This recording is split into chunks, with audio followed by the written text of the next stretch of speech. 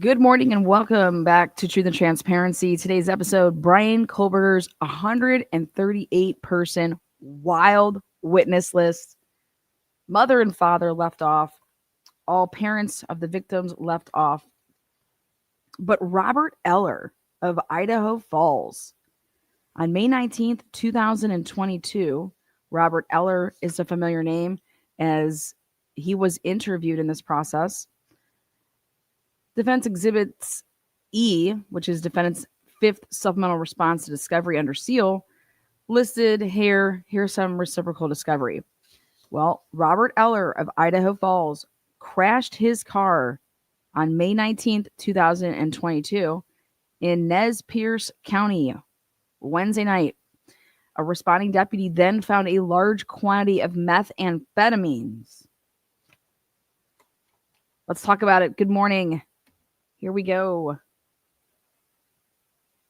Lana Brains, you're going to be in trouble. Yeah, bitch. What is up, guys? I just had to hear that song this morning. I don't even want to call it a song, but it is a song. That score right there.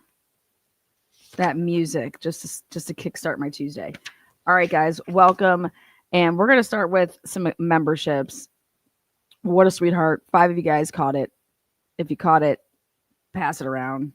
It's like the flu, man. Pass that shit. Thank you there, Esther Hahn. Appreciate you. Okay. Well, last night we had a nice surprise little drop here. I was stoked. I was like, okay, finally. We're going to see the defense witness list. Excuse me. And this was the guilty phase. And something that should pop off immediately to all of the viewers, anybody that's been following this case, is that mother and father were not on the defendant's phase 1 lay witness list. Now, phase 1 lay witness list.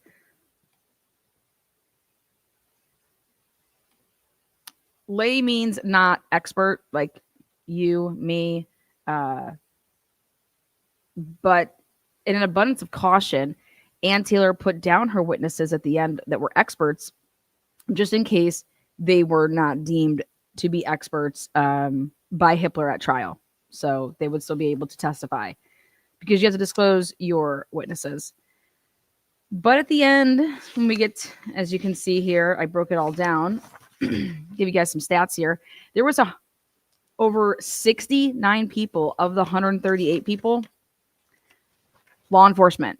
Ann Taylor has 70 people basically on this witness list that were law enforcement.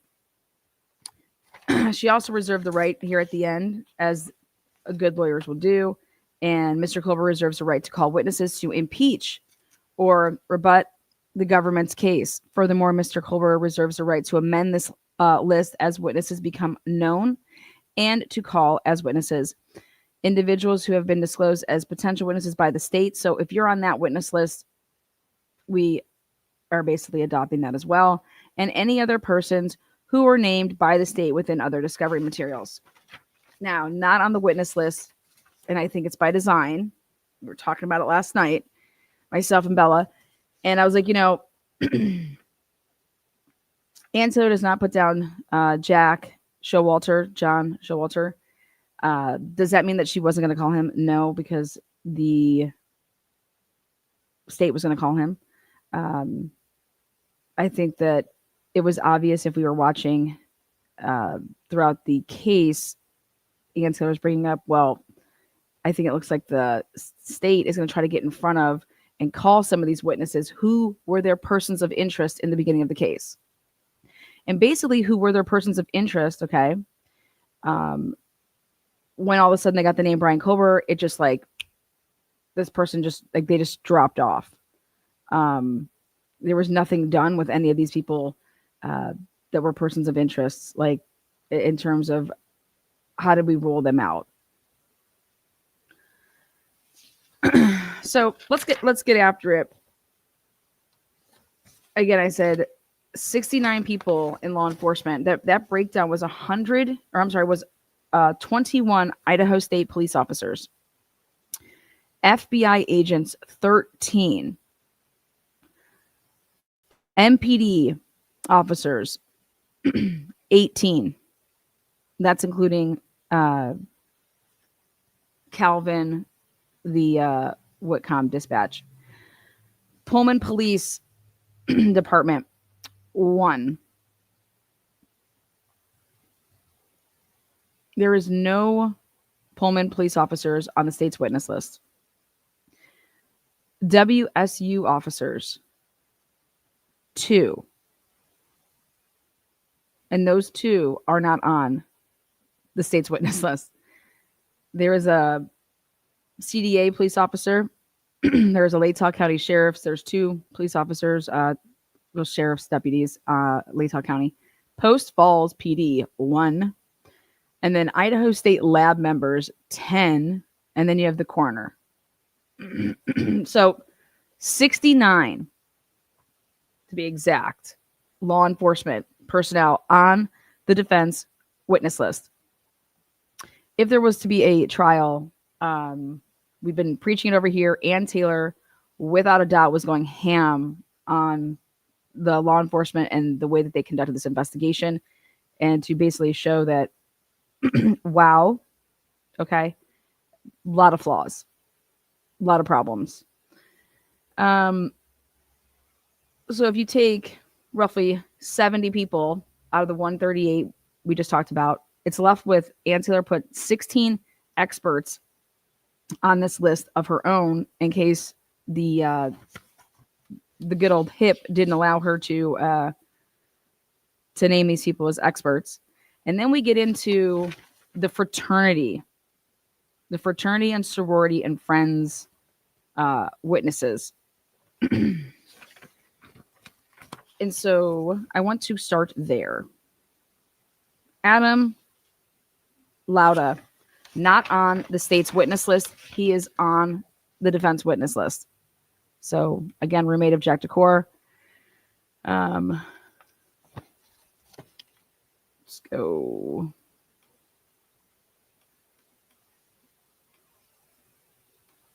Andy Huddle. Andy Huddle, I know his name from the Dr. Moore, Dr. Drake case. Andy Huddle was in contact with Pullman. So Andy Huddle's reports, though, are so bad that I think Ann Taylor was going to be highlighting how bad his reports were. He couldn't even get the date right that he wrote the report. It's like, how long have you been doing this? A long time, right? You don't know how to fill out a report yet? It's very problematic. Let's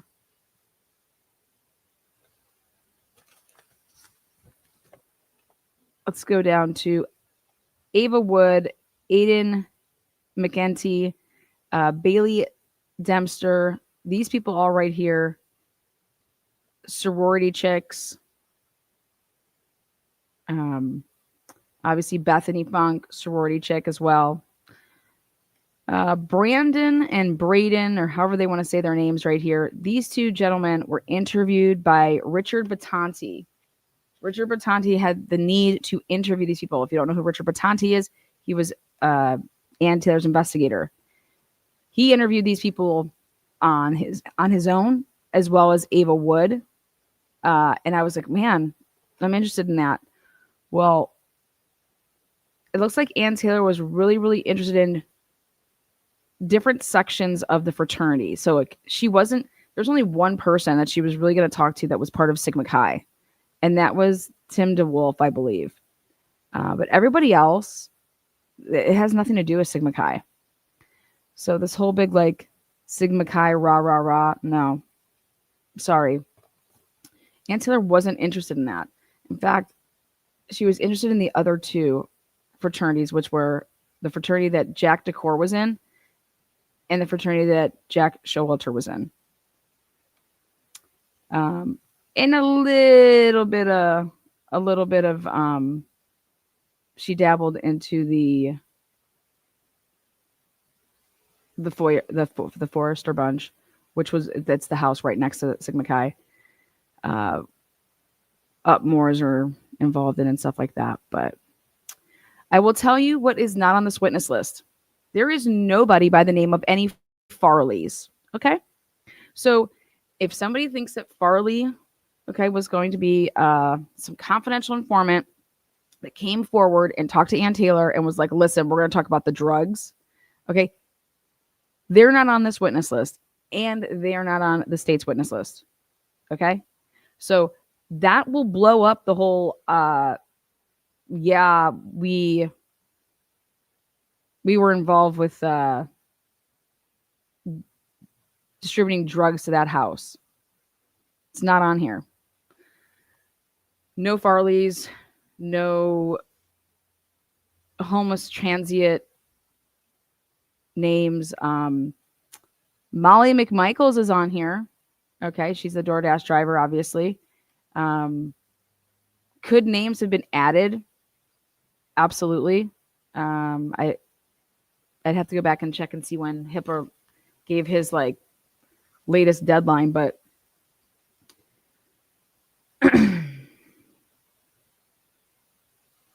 Ann Taylor was going to be attacking literally how they got to Bryan Kohberger. She was going to call these people to the stand, it looks like, and to say that they did not turn over any information to Officer Payne. Okay. Like the Daniel Tenegos of the world, like the Curtis Whitmans of the world. Okay.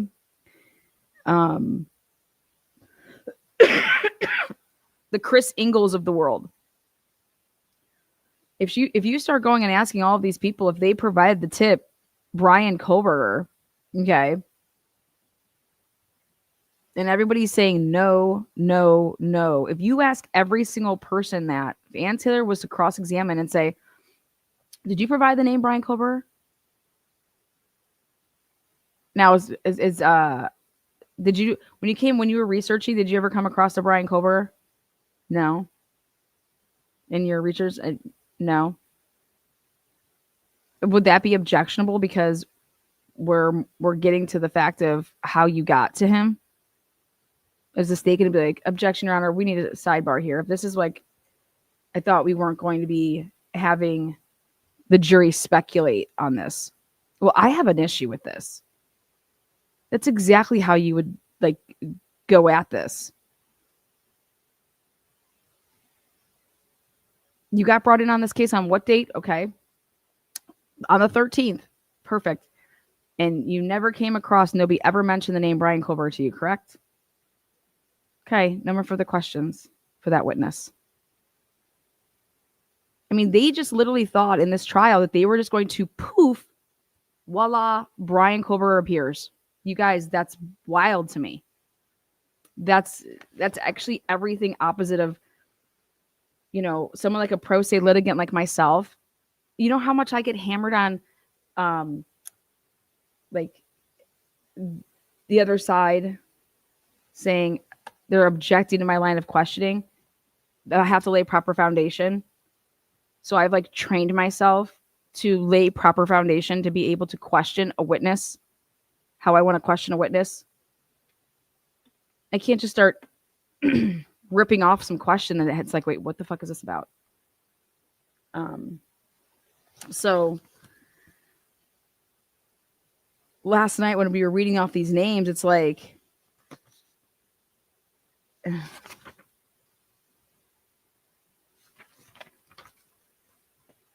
she's going to move the time of the crime. She's going to use Cyray to physically say that certain spottings couldn't be Bryan's car because he couldn't have been to that area by that time, like the 302 Floyd video. Cy's big bang, I think, was going to be that where he would have been is it's physically impossible for him to be the 302 AM car on Floyd's. And Ann Taylor was adamant about that. She mentioned it numerous times. If you notice, the state abandoned whatever camera or sighting of this white vehicle in the probable cause affidavit at 250, at 247, 246, this white, and then at 253, 252, this white sedan that's consistent with suspect vehicle 1. Where is that? I put in a request. I want to see that video. Where did that video go? Where did that video go?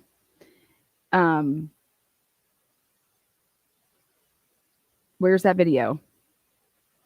That video was used in the probable cause to put the phone and the car in moving in sequence, like together in concert. Boom. Where's that at? How is that not going to be part of this presentation to this jury? Oh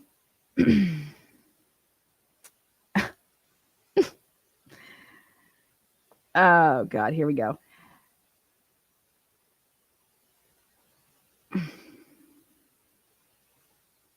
James Fry, Chief Fry, made the witness list for Bryan Kohberger's defense team. How the fuck is that possible? Like, what the fuck, Chief Fry? Huh. Two reasons. I think she was going to make an example out of him about, I would be asking about that police report that he wrote up when he interviewed some guy that was talking about the girls that work at Mad Greek being lesbians and that they live at the house at 1122. Like, what? Don't you think that you would, like, what? You guys, it's 2022 at the time that this takes place, almost 2023. If you don't think that women can kill people, I don't know what's wrong with people, but did you ever consider that a woman could have done this? I was watching videos again last night. I mean, everybody was very petite. The girls, okay? Ethan, yeah, bigger, but he was still skinny. They act like women can't kill people. I swear that's all that I see in the news now is women killing people. And so there was a guy that Chief Fry interviewed, and he wrote up a report, and why did Chief Fry do that report? Why did Chief Fry interview this person? Why is the chief doing an interview of some random person that came in to the station or that they wanted to have in the station? And I believe his name was James Deskin or whatever. He was one of the DNAs that was collected. I can't believe that that on neither witness list. I mean, Kaylee was babysitting. You know, how do we know that she didn't pick up any other babysitting, jobs? I was curious if that was going to come out. And maybe she was just going to do it through. So I should take that back. I think Ann Taylor was going to do it through the officers. Basically, Ann Taylor was going to do this. She was going to call all of these people to the stand. I truly believe that, because she was going to ask a couple people were just going to have a couple different questions, which is, when you went and interviewed this person, you secured DNA, right? Yes, I did. Okay. So you were gathering all of this DNA, right? What did you do with it? I turned it into the evidence custodian. And his name is Tim, what the fuck's his name? Tim Smallridge, right? Mm-hmm, yep. Okay. So Tim Smallridge is eventually going to get up there, and they're going to get down to okay, well, you guys found out that you had all this unknown male blood, right? By multiple people, and it was not the defendant here. What did you do to try to figure out whose blood that was? You don't think that would be a big part of this trial? That's why I couldn't believe that Richard Allen was found guilty. Because Richard Allen's DNA is anywhere in that crime scene. Not on the girls, not on any piece, like in the park, trails, nothing. No damn DNA. And that man was found guilty. You want to know why I'm so hot about that still? Because there was a freaking police officer's DNA on the bodies. To this day, I don't know which person it was, though. What is the defense team doing? Why aren't you figuring out? Because they know whose DNA that was. Why aren't we talking about that? Richard Allen's DNA was nowhere on that crime scene, nowhere on the bodies, nowhere, nothing. But guess what? 5 to 6 to 7 unknowns were up in that motherfucker.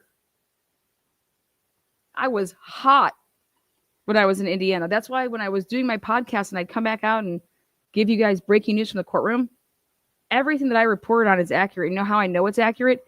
I have every single transcript already printed, read, go through it. I will put myself second to Andrea. Andrea didn't miss it. I think she missed one day. I think because she came back from when she traveled back home for that weekend. But my reporting was as accurate as I was gonna say as cheese fries nuts, you know. But those aren't that accurate. Richard Allen found guilty, no DNA. Found guilty off of a wobbling video where you cannot tell who that person is. And, well, that person's who killed them. And I just believe that that's Richard Allen on that video. But you can't tell that that's Richard Allen at all. Nobody can tell anything. I'm just like, wow. But when I came out and reported to you guys that, holy crap, no DNA at the scene is Richard Allen, but we have 5 to 6 to 7 unknowns. Unknown. That means you guys, they collected all of these samples to test against it and nothing. Also in Indiana, they don't fuck with touch DNA. They don't use IgG. They would never employ it. They would never use hairs, all this stuff. The FBI was basically told to get the hell out. We have, well, why didn't you give this to the FBI to test these hairs to figure out who this belongs to? Because the Indiana State Police lab said, we don't believe that is accurate. It's got a 33% chance of getting something from it. And we'd rather hang on to these pieces. And then over time, as technology gets better, we can then use it. That's why I'm telling you, Richard Allen is coming home one day. No doubt about it. It doesn't matter if it's in a year or in Scott Peterson's case, 22 years. Should it take that long? No, I think that murder cases should have preferential treatment. But going back to all of this, you want to know how different Indiana and Idaho are? In Indiana, only one person ever touched any physical evidence that was brought to the lab. Only one person ever handled it. One. And it was so that the cross-contamination, there was none of that. It was, hey, this is my case. I'm the one that's working on this. Okay. Well, guess how many people were in the Idaho? Guess how many people are on the defense's witness list that are from the lab? Over 10. Ann Taylor was calling over 10 Idaho State Police lab members. You want to know why? Well, because Idaho State Police lab used, 16, 17 people in this case. 16, 17 people, Anna. Yeah, motherfucking 16, 17 people. Okay. Dude, wait, what? I need to be intimately involved in my case, man. I couldn't imagine if I had 16 or 17 people running my channel and I had no idea what was going on my channel. And I'm just, showing up for a live show twice a week. But the rest of my team is running my channel. I wouldn't know what the fuck was going on. Or I would look at it this way. When I owned a bar, okay, you either can be there or you can watch cameras all day. Okay. Whenever you're dealing with cash, business, you either need to be there or be prepared to have a certain percentage walk out the door, and you can be fine with that. Okay. This is how I looked at it. I am not going to sit at home or be out and watching cameras to spy or watch my employees. Either I trust them or I don't, right? That's why I believe in hiring or putting people around myself that are amazing humans.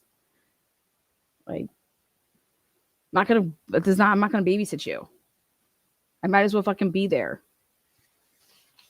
And then I did it, and I just made it a party every day.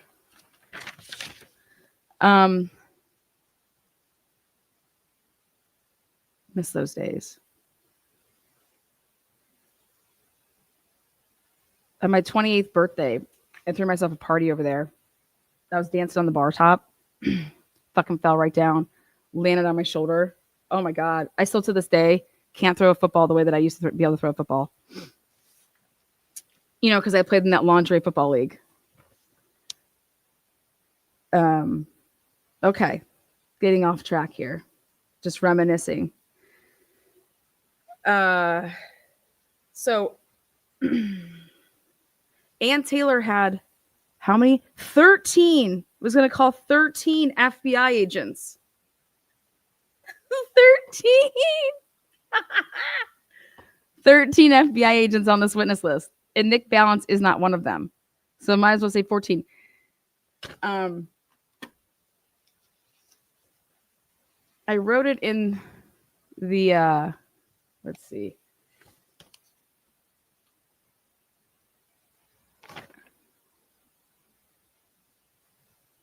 So last night I had an epiphany. Remember I said, well, Ann Taylor doesn't have the people that transported the sheath on here. And it's like, well, did she really have to put them?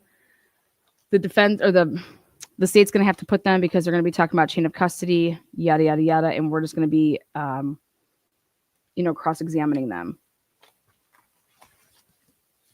The sheath is the only piece of material that was transported not by one person, but they split up the trip. I've said this, like, I think numerous times. And I think that that's crazy, right?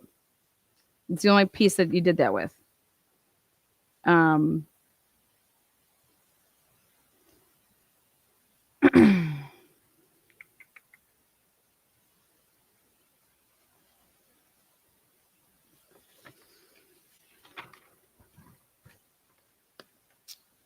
Hunter Johnson, Emily. Josie's on a vacation far away. Those three. And the girl from the night before, Lakin Mick, whatever. Okay. What's her name? And then Yessie. Those people right there. Yeah, Lyndon Beck, Josie. I'm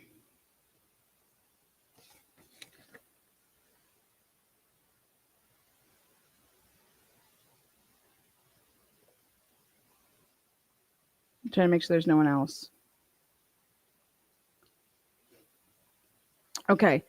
I believe that Ann Taylor was going to go after the whole what time was the phone call to them from Dylan or Bethany. Okay. Oh, Jenna McClure. That was the other one. All right. So you have Jenna McClure on her witness list. Emily, Hunter, Josie, Lyndon, those couples right there, they all were at the same apartment together. Then you have Jenna McClure. She's like the odd one kind of. So you have like, that's the 5. Then you have Ava, but mostly those 5 people, it was going to be, okay, what time did you get these calls at, or were you notified? Because we have a discrepancy in one of them being 10 a.m. Okay. It's in a report. At least one of them is saying that the call came in at 10 a.m. Okay. That's a big difference between 11:56, 10 a.m. Well, according to, okay, now let me back up.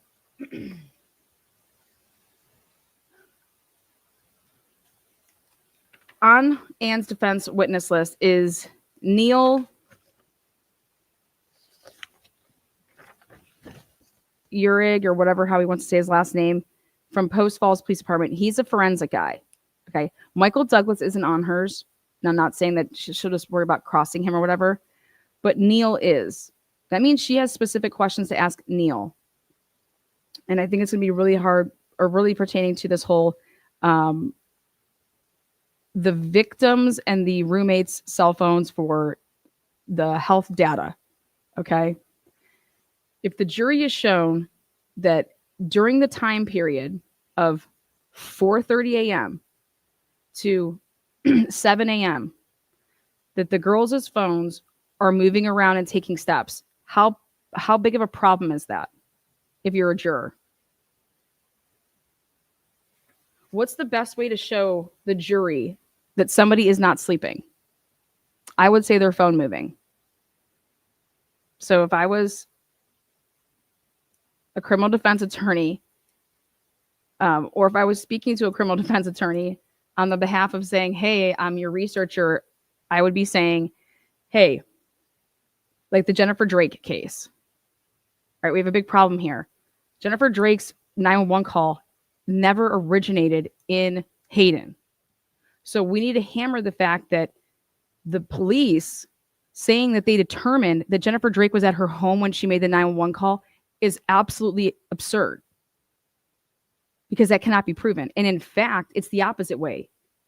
There is no 911 call that was ever made to Hayden, which means when you call 911, it routes you to where you were calling from.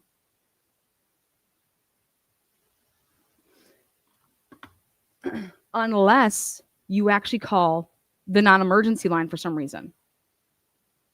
Right? So going back to this case, I would think if I want to show that Dylan and Bethany were not sleeping, and I want to show that Josie and Hunter, Emily, and them, that they're not sleeping, right? I'm going to show their health data. So focusing on Bethany and Dylan, did you examine the health data app? Okay. Are there steps being taken? Are there stairs being registered? Did you do any test runs at the house to see when you have a phone? Did you have a phone that you were testing things with? Like if you were to go up from the first floor to the second floor, does that register a flight of stairs? Okay. And then if you notice in that house how it breaks up the stairs where you go from the second floor to the third, it breaks it up and it's like 6 or 7 steps. And then you have a landing and then you're going another 6 or 7 steps. The reason this is important is because in the Chris Watts case, if you guys can remember that case, if anybody knows that case, they had kind of like the same thing when you would go from the main floor up to the third floor, and it would just go like same thing, 6 or 7 steps, landing, and then go up again. And the reason that I'm bringing up that case is because they looked at Chris's health data, okay, and then you want to throw in the mix of, you guys remember the oil tanks. You guys know how tall those oil tanks were, and during the time frame of when he said he put the kids in the oil tanks, there were no steps. There were steps being registered, but no flights of stairs. The flights. And that's why when people say Lana defended Chris Watts, no, I defended the data. I defended and said in the terms of this that his phone is not registering that he went up to the top and put the kids in the oil tanks, and that it could potentially be that because somebody else did that portion. Okay. So if you ever want to know when someone says you Lana defended Chris Watts, get the fuck out of here. I showed the data and I said, wow, this is really interesting.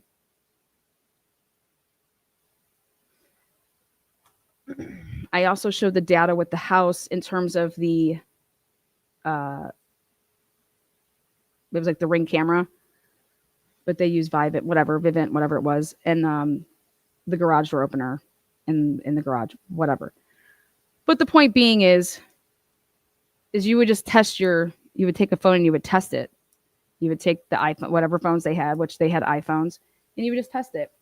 And so what I believe it was going to show is that all of these people were up and walking around, but the moment that you show me that there's a flight of stairs, on those girls' phones, that means that they did not just stay downstairs in that bedroom the whole time. If you can show a flight of stairs happened on either Dylan or Bethany's phone from the time of after 4:30 a.m. to like 11:30, don't you think that would be pretty damning? Why is the state using summaries? Here's a summary of phone calls. Here's a summary of this. Here's a summary of that. Summaries? Well, because the real shit, the goods, they're not listed. So I personally believe that the witnesses, Dylan and Bethany, were going to have to come clean with things that they were not honest about, and they were going to have to say why they weren't honest about it. Hence the whole steps. If you're sleeping and you say that you went back to sleep and you're sleeping, there should be no steps on your phone. If there is, then what's the problem?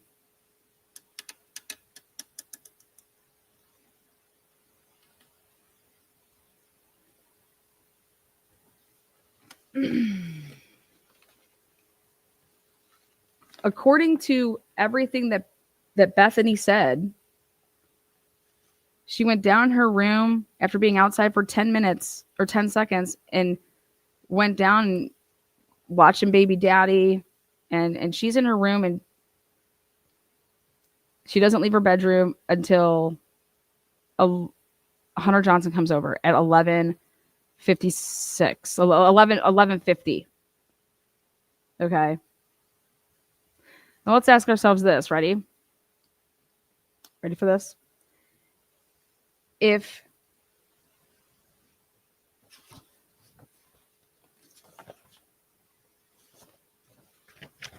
you want me to believe this, if DM calls Emily Allant at 11:50 and 58 seconds, like that means basically 11:51. Right? 11:51 calls Emily. That means they have literally 5 minutes beginning right then and there. Click, start it. 5 minutes to walk over, okay, from Emily's apartment, which is at the Whites, which is, I don't know, a minute. And that's if, like, right after you hung up the phone, oh my God, we have to go over to their house. So, like, right after you hang up. Then Hunter Johnson would have had to then punch the code in. And so you're at 11:52. Then sees the girls. What's going on? We don't know. I don't know. Xana won't wake up.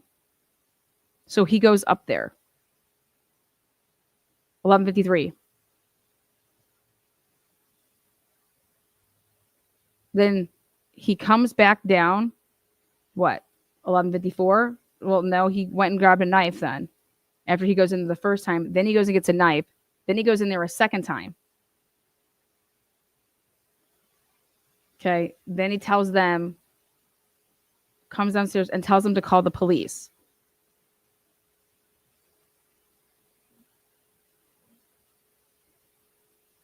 And you think that they were all just like, here, no, you call, no, you call, no, I call, no, you call. I'm not calling, you call. I'm not calling the police.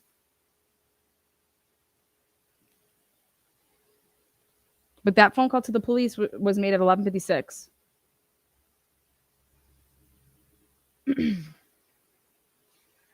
But at 11:54 and 39 seconds, right before it's made, DM gets on Instagram at 11:54 and 39 seconds to 11:57. And she's on Instagram during the time period of having to make this decision. What are you doing? You're literally on Instagram. That would be that you're at 11:54 and 39 seconds to 11:57 in 1 second. And that's also saying at 11:54 and 57 seconds, Jenna McClure is texting Bethany 3 times. And then 11:56 a.m., Bethany calls 911, or her phone does. And so you want me to believe that this all happened, like nobody was thinking about anything, and it was just so natural.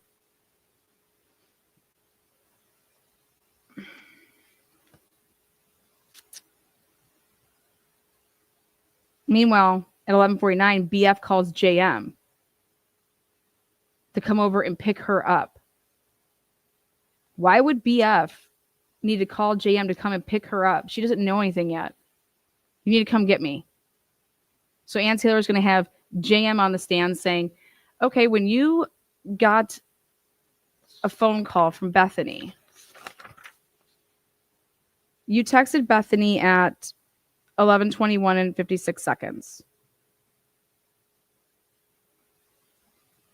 Okay. Then she doesn't respond back to that. Now, do you have her on like, do you guys share locations and stuff like that between?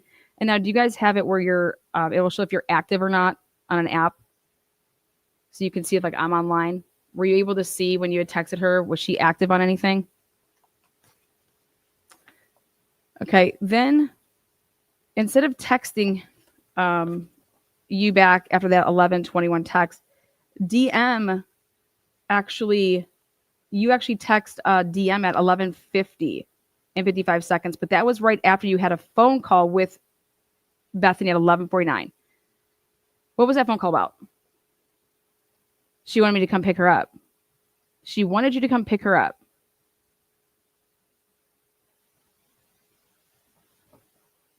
Why?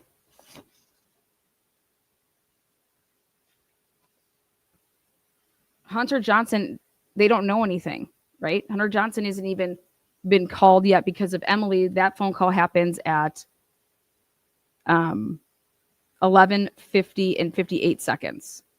So basically DM calls Emily right after BF gets off the phone with Jenna.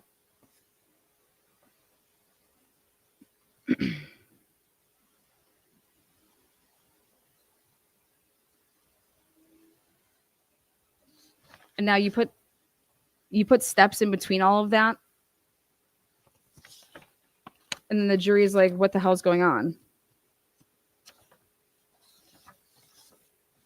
And if I was Bethany, all I would be saying is, we had no idea that took place. Okay. We had no idea what went on. We just wanted to say that we were sleeping because we didn't want to be asked a bunch of questions because we're not of age to drink. So we didn't want to talk about how we were partying and watching the Tom Brady game against the Seahawks. Okay. I had my jersey on and we were drinking and we were hanging out and we never went to sleep that night.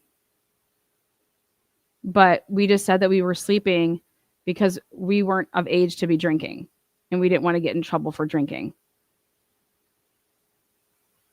Now, how does the jury feel?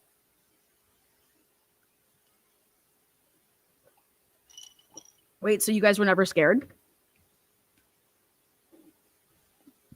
That's what I think was coming.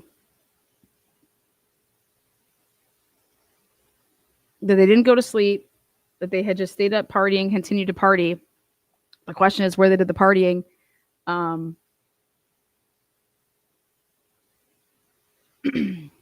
Could the partying have been still actually in that house upstairs in the living room and they were just thinking that their roommates are sleeping, right?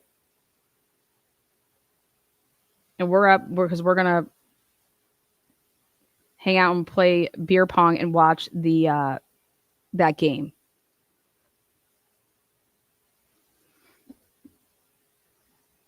You don't wake up at 11:56 or 11:50 and have a Tom Brady jersey on. I'm sorry, no chick is sleeping in a Tom Brady jersey. That's not what she went to bed in. That's not what, there's the pictures are going to show that she wasn't in a Tom Brady jersey. When did she put on a Tom Brady jersey? If she had just woken up, when is she putting on her Brady jersey? And I'm saying a t-shirt, jersey, whatever. She didn't have fucking authentic throwback, okay? Tom Brady was playing at the 6:30 game in the morning.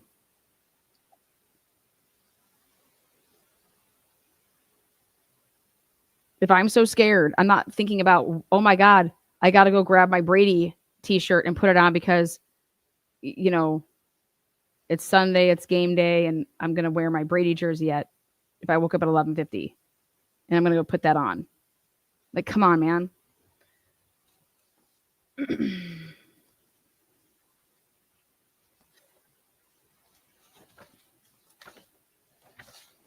The whole case is lies.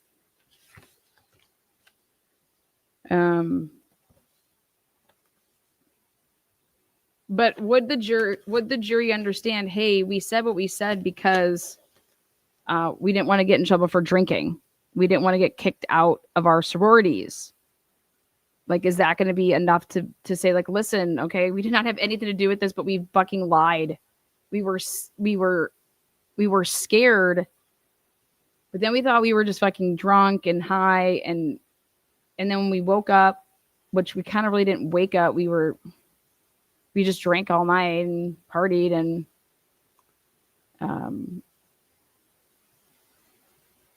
me and Dylan started messing around. What if they say something like that? We don't want to come out and tell anybody that we were getting it on. I'm saying, what's going to have the jury say, okay, I could see that. They're 19 years old. They're freaking out. Like, they're worried about themselves getting in trouble, you know, and that's what they were thinking about.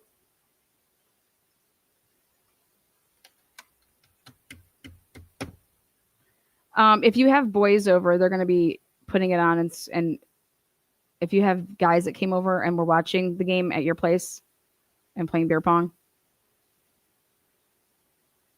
Mark B, let me know if you got it. I'm saying that the state would have to do some serious rehabilitation, okay, after the cross-examination of Dylan and Bethany. Okay. I'd be going at Bethany with the steps, and I'd be going at Dylan with the texting. Okay. And I'd be mentioning that neither one of these people told any law enforcement how they were texting during the crime, during the commission of this crime. Okay. Because if you didn't know it at the time, you eventually would have known it very well thereafter to say, oh my God, see, look at our text messages. This is what time it is. So we would actually be able to tell when this was going down.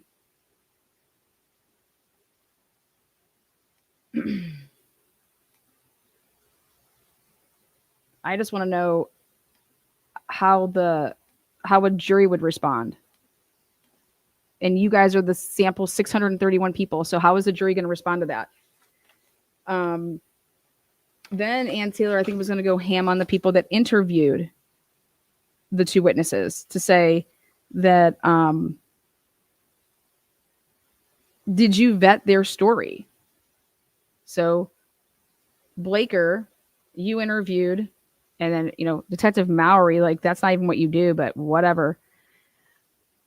How much focus went in on the dog?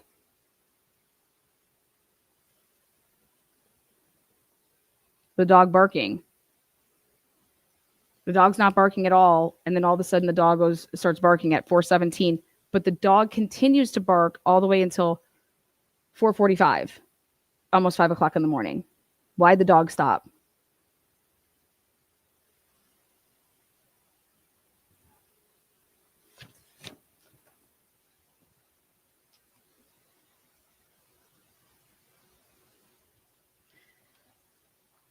So when you're talking about people being killed, how are you even so worried about telling cops you're drinking underage? Well, no, I'm saying at first, we have no idea what these interviews sound like after the initial day. Okay. We have no idea, but I can tell you that in no report do we see, hey, Bethany said X, Y, and Z on the 16th or the 17th when we interviewed her, and that she was scared to talk about the drinking. Or Dylan said X, Y, and Z because she was afraid about the drinking and didn't want to get in trouble. And so she wants to come clean and say X, Y, and Z now. I mean, 19's pretty young. 19's young. Okay. But I just don't think that you're going to be able to win the argument of is were you scared or were you not scared?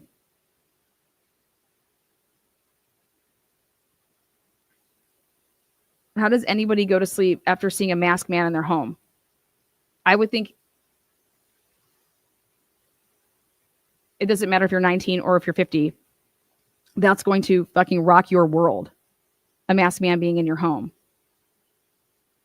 And then remember all the talks about people playing pranks. Well, that didn't even come up, the whole pranking thing. And I think there's a difference between hearing a sound and seeing a masked man. Like those are two totally different things. I'll be sleeping or about to fall asleep, and you know what I hear in my kitchen from all the way upstairs? I hear the ice machine crack down with the ice. And I'll literally I'm like, ugh, it's just it's my ice machine. Okay. But at first, I'm like, ugh. And then I'm like, okay, it's the ice machine. There is no fucking way my reaction would be the same if looks like I saw a figure walk across. And then, oh yeah, I did see a figure, and oh my God, they have a mask on.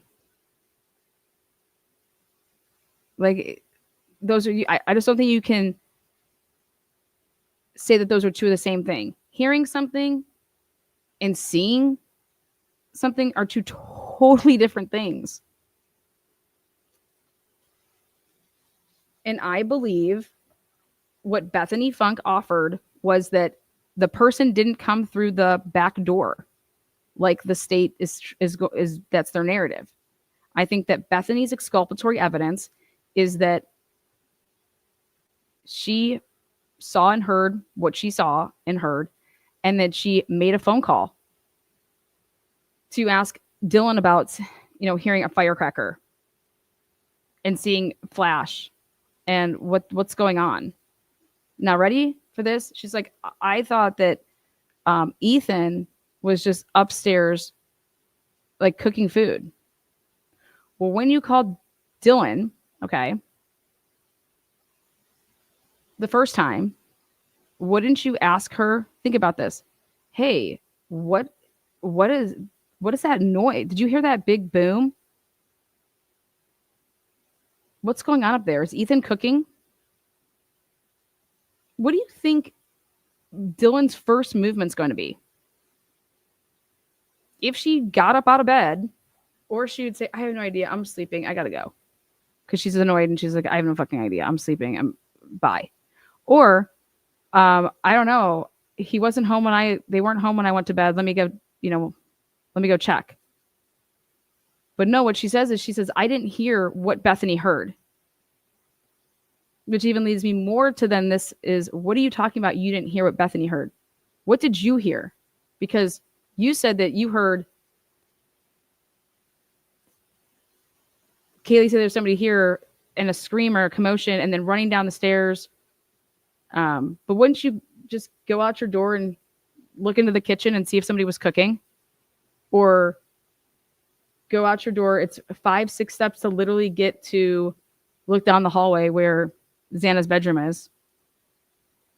This house is so small. It literally is so tiny. It's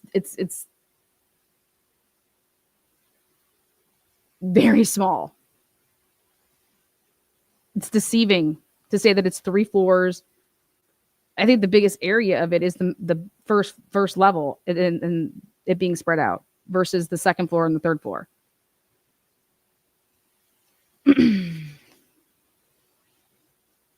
So Bethany calling and saying that is actually what puts everything in motion. Now you time that up with looking at the steps.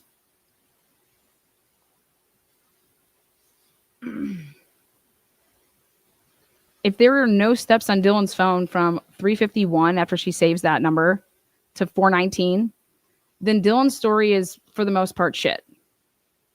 Because when is she getting up and down and opening up the door, hearing something, closing it, hearing something, closing it? Because that all has to happen before 419. In fact, it has to start happening around 417, according to the state's theory that this happened within 1 minute and 30 seconds to 3 minutes and 33 seconds.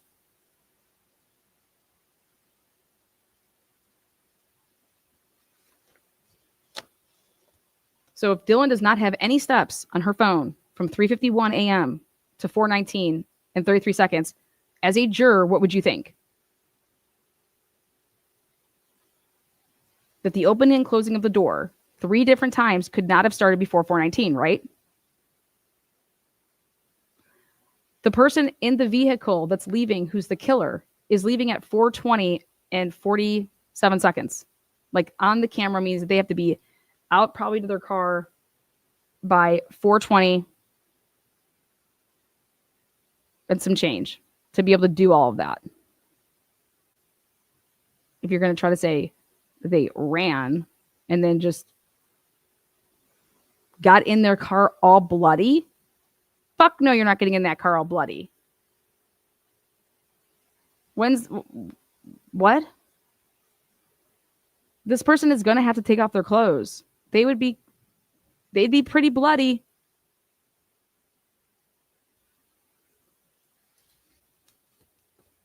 They didn't even find his own blood in his car. Nobody's blood. I don't care how much you can clean a car. We know how you're damned once you go through the drive-thru and you think that you're going to take a French fry out and have a fry. That shit's going to be right there in the crack.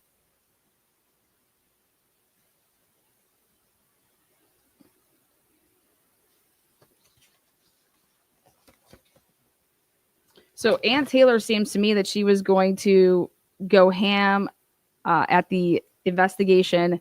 And then what did you do? Like you have the victim's phones and you have the surviving roommate's phones. And why isn't a timeline being created by the movements of those phones? Why were the investigators asking if any of them had, to the surviving roommates, did you have the passcode to any of these victims' phones? Why would that be a question? Well, I know why you would ask that. I need to know if you had the ability to get into that phone and to use it, right?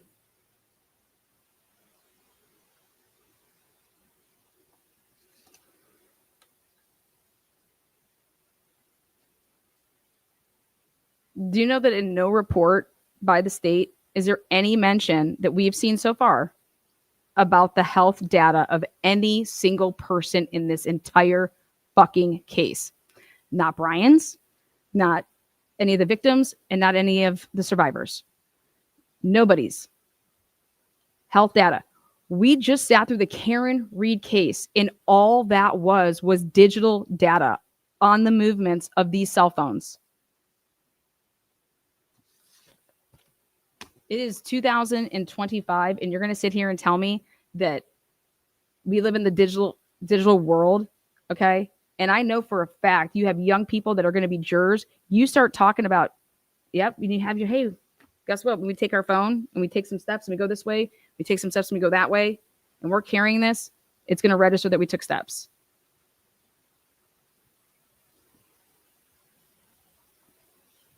If you're going to sit here and tell me that Kaylee's phone and Maddie's phone stopped taking steps just after 3 o'clock in the morning, then I'm going to say, well, a couple of things, which is, when does Dylan think that Kaylee went up the stairs to go to bed? If she says, yeah, Kaylee, it was at 4 o'clock, Kaylee decides that, they're going to bed. So her and Murphy are going to bed. And then that's when I say that I'm going to go to bed at 4 a.m. Well, Kaylee's phone isn't making any steps then. Right?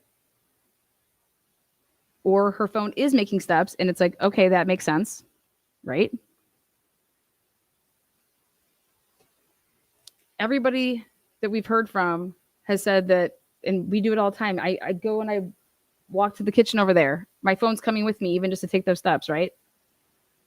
The only time that we pretty much have our phone on a charger is when we're laying in bed, we plug it in, and then potentially if we got up out of bed to go to the bathroom or something like that, maybe our phone wouldn't come with me.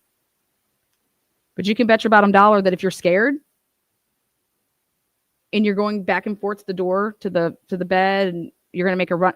Your phone's with you. Your phone's right next to you. Here, we find out that they're texting.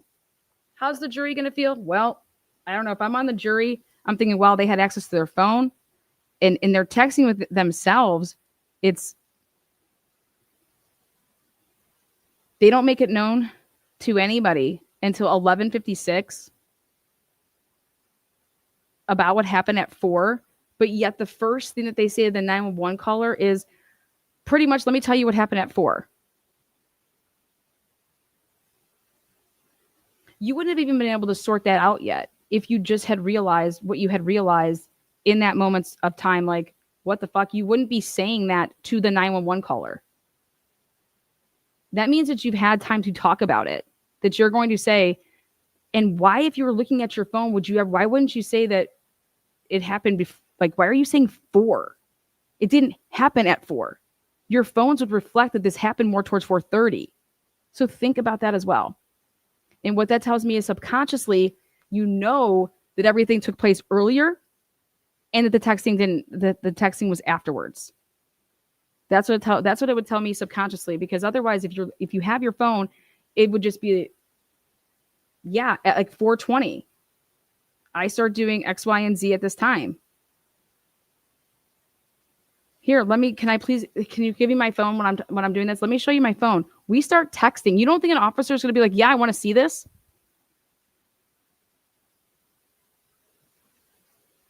Now the question is were those deleted? Were the text messages deleted? Do we only know about them because of the Cellbrights that brought them then forward?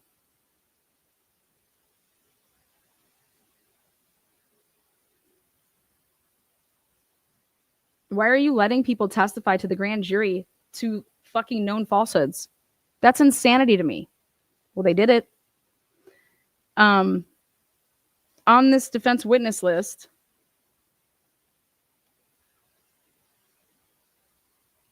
and Taylor's like, you know what? We have so many things to ask Danny Vargas.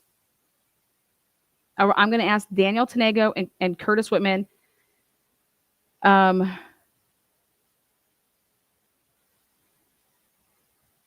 Where their officers at? When did they know that they were supposed to be on the lookout for a white Elantra? Who told you that? How did you get the bulletin? Okay. And you weren't tasked with going up to the cars, right?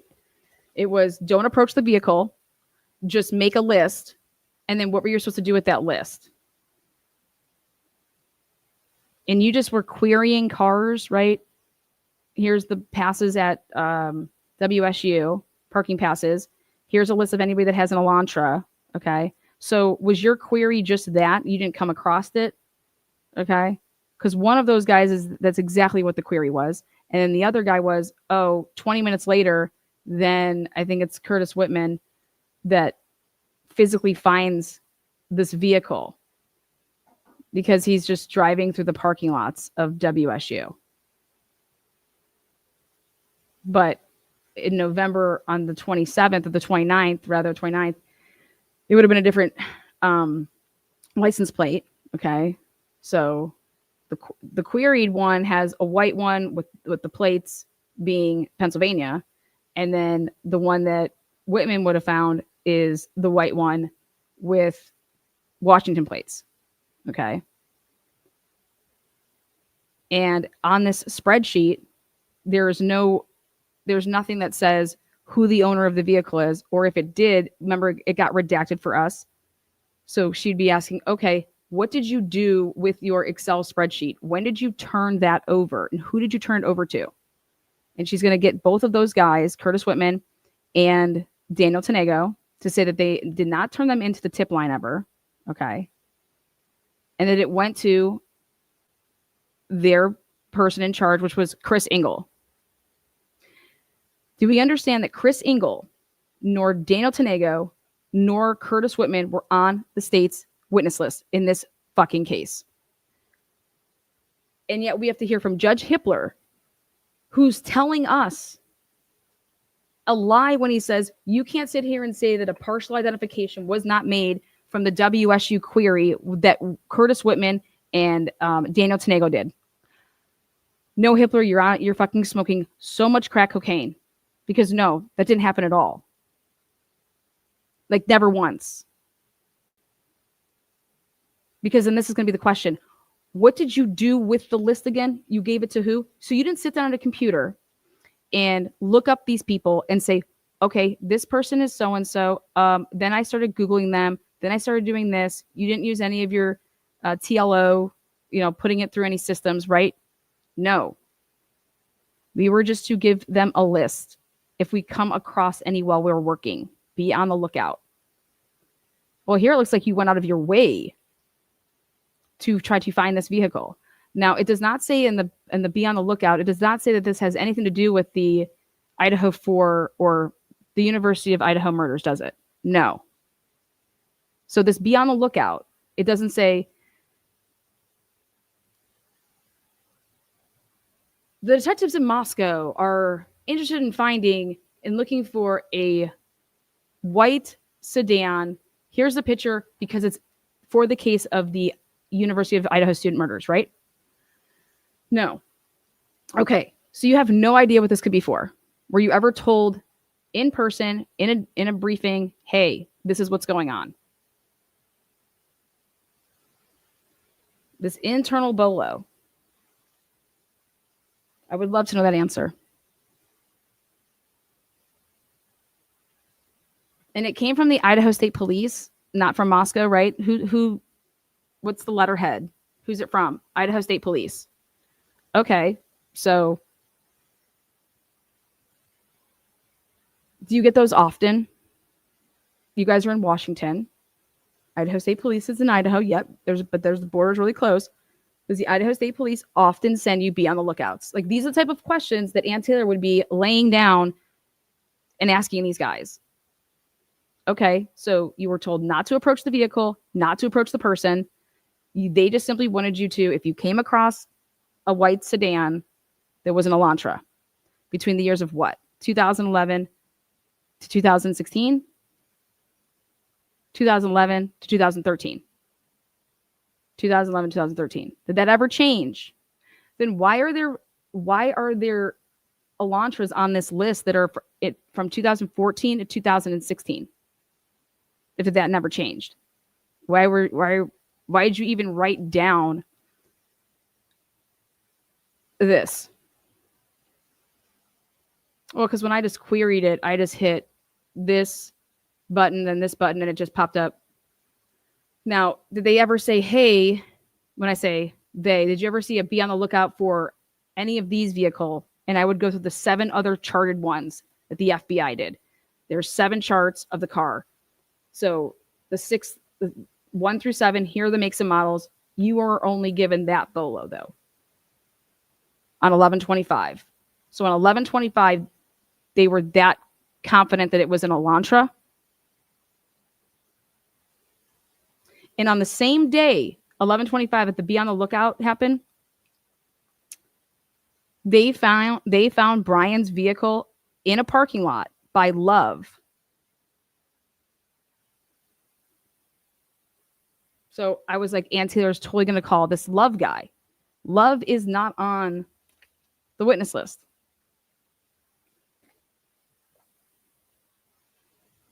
I'm like, what the fuck?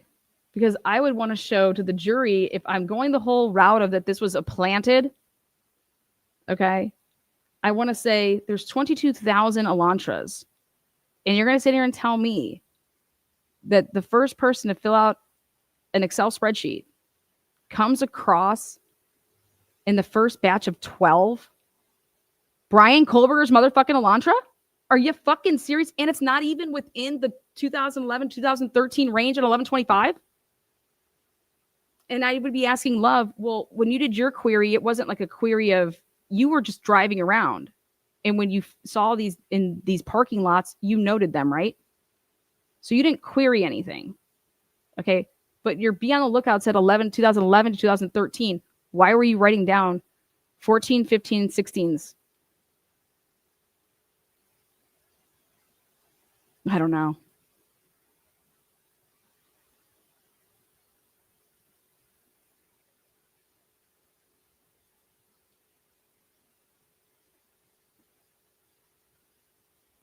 You don't know. Because you don't know? I mean, kind of crazy, right? Like, have you ever been asked to do something like that before? But here, love's not on the list.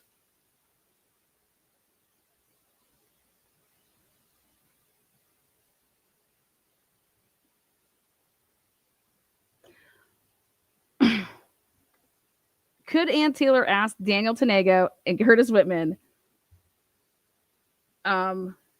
So you never were interviewed by law enforcement, right?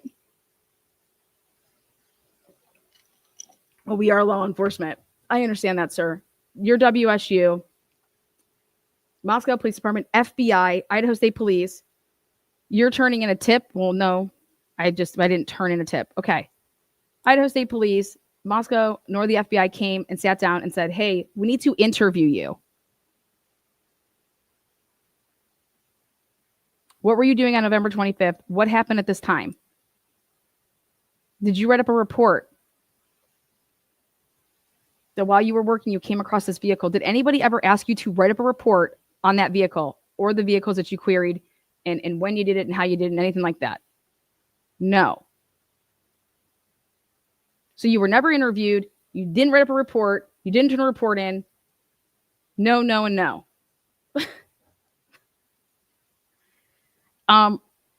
Where were you trained?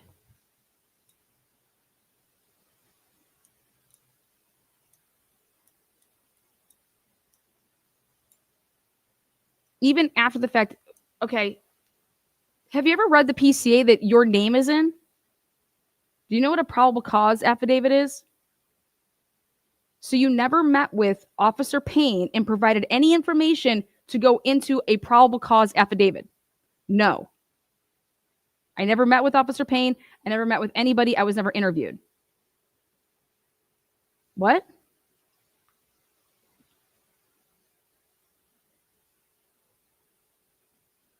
So you don't believe that it was at all possible that you provided some type of information that the state used to arrest my client? You're not aware of this?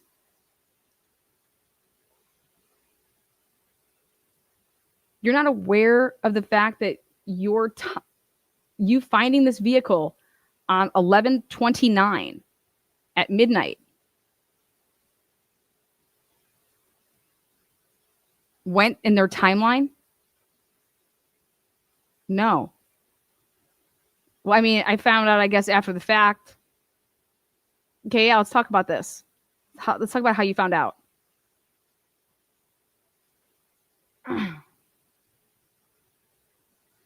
Isn't it true? So nobody came to you and said, hey, do you know Bryan Kohberger? Hey, you found this vehicle. Well, I think maybe I was talked to on the 20th. I can't remember. Maybe I was talked to on the 20th. I don't know if I truly don't think that I was. Well, I think that if you were talked to on the 20th, there'd be a report, right?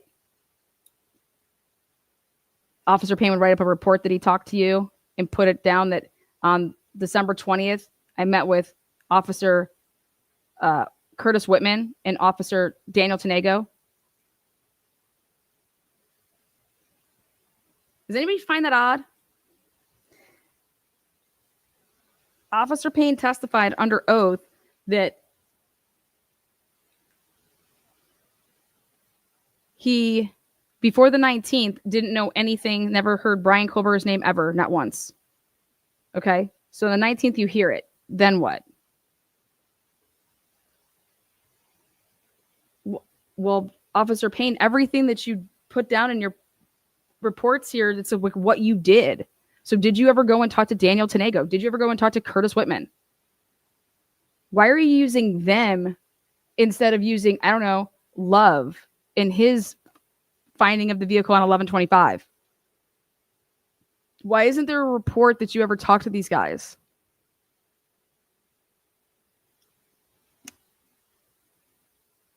Does everybody see a problem here? Wouldn't that be the first thing that you did? Like, if Dustin Blaker, come on, sit down in the hot seat. Here we go. Dustin Blaker's on the list. Okay, Officer Blaker, you wrote up some reports and you said that you were working with the Pullman Police Department, and you just gave a rough estimate here that between November 25th to December, I don't know, you blocked off. Hey, yep, that you were working with the FBI and the Pullman Police Department.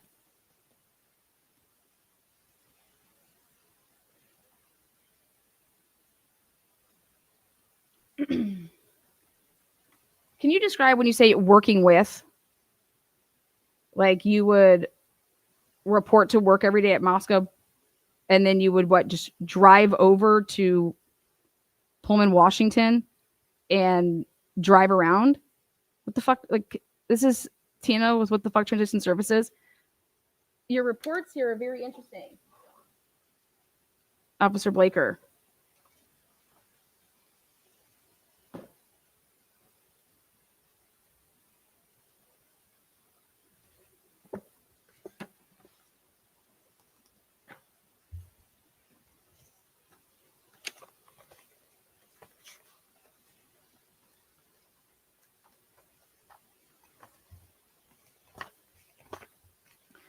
Well, we'll ask you this question right out the rip. You were involved with this case on 12/13 or 11/13, right?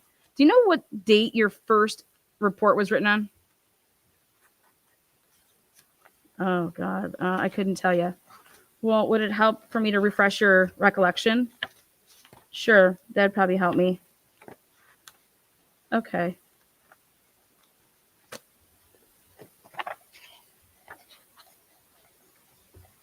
I think if memory serves, it was like the end of December. If memory serves. Okay. How about this one right here? January 11th, 2023. Okay. What was the date of the actual this is supplemental 107. What's the date that you wrote this up? I wrote this at 10:14 in the morning on January 11th. Yes. What is it for? I interviewed I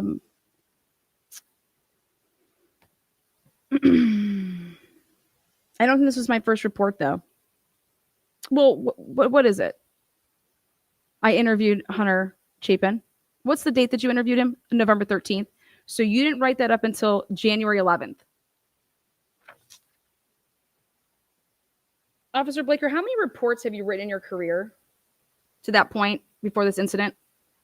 You've been around for 27 years, isn't that correct? Yeah, I have. Okay, I have another one here. January 4th. What's this for? Yep, I wrote up on January 4th. No, on November 13th, I was at 1122 King Road assisting with a homicide. Oh, and this is when they transported the 4 deceased students. Okay, so again, you wrote up a report on January 4th for something that you did on November 13th. Is that correct? Yes, that's correct. Okay. Now, let's talk about, you made a trip to Houston. Is that correct? Yes, I did. Okay. Let's talk about that. Do you know what date you went to Houston? I don't know off the top of my head, no. Sometime in November, I believe. Okay. Would it help if I recollect your memory here? Your Honor, if I may. Here you go, Mr. Blaker. Oh, officer, detective, what are you now? Captain? Okay. Yeah, I remember this. Okay. So what's the date of this report? The date is January 4th. Okay. And what is the date of the action that you took? On November 21st, 2022, yes, I traveled from Moscow to Boise. I had to drop off some evidence that we collected for testing, and then I picked up a piece of evidence, and then I flew with the evidence to Houston. And that happened on what date? November 21st, 2022. Okay. Can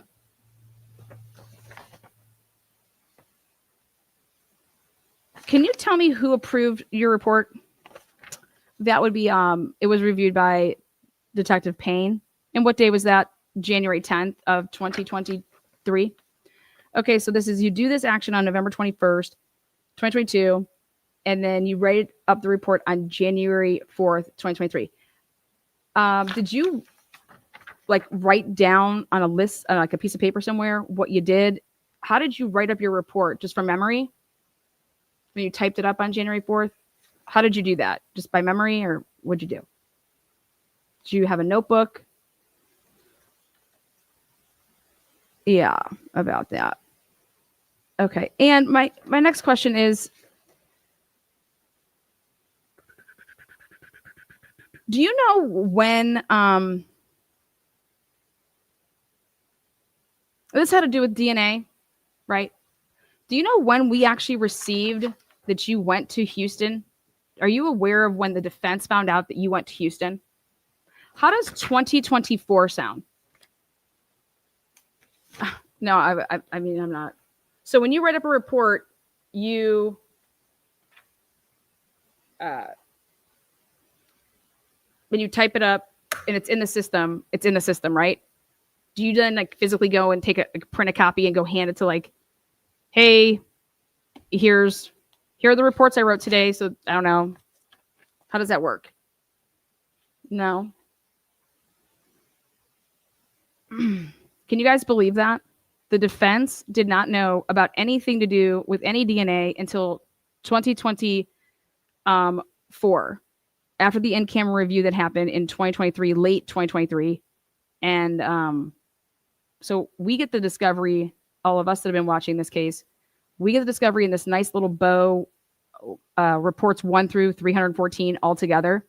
That is not how Ann Taylor nor her team received any of the reports. Okay? They held back everything that had to do with DNA and did not turn that stuff over. Okay? Because here, if Ann Taylor would have to see report 93, okay, on the day that it was written up on January 4th, Ann Taylor would have known that a transportation of DNA profile to Othram Inc. in Houston, Texas, she is not writing down in her fucking motions that they are filing in June that the state refuses to name the lab that they used. That is mind-blowing. You understand that? So think about this, right? Here's this report. On the top of the report, it says, narrative, transportation of DNA profile to Othram. You can go and you can check every single one of Ann Taylor's supplemental requests, okay, that they were asking for. But more importantly, you can go and see all of her arguments made in May, June, July, and August, September, October. Even Judge in his order. The state still did not. Othram was kept this big, crazy secret. But more importantly, so was the use of IgG. So I want to know how in the world Ann Taylor is under the impression that she can just not bring this up and say, okay, so you go and you get on a plane and you fly to Houston, Texas. For what purpose?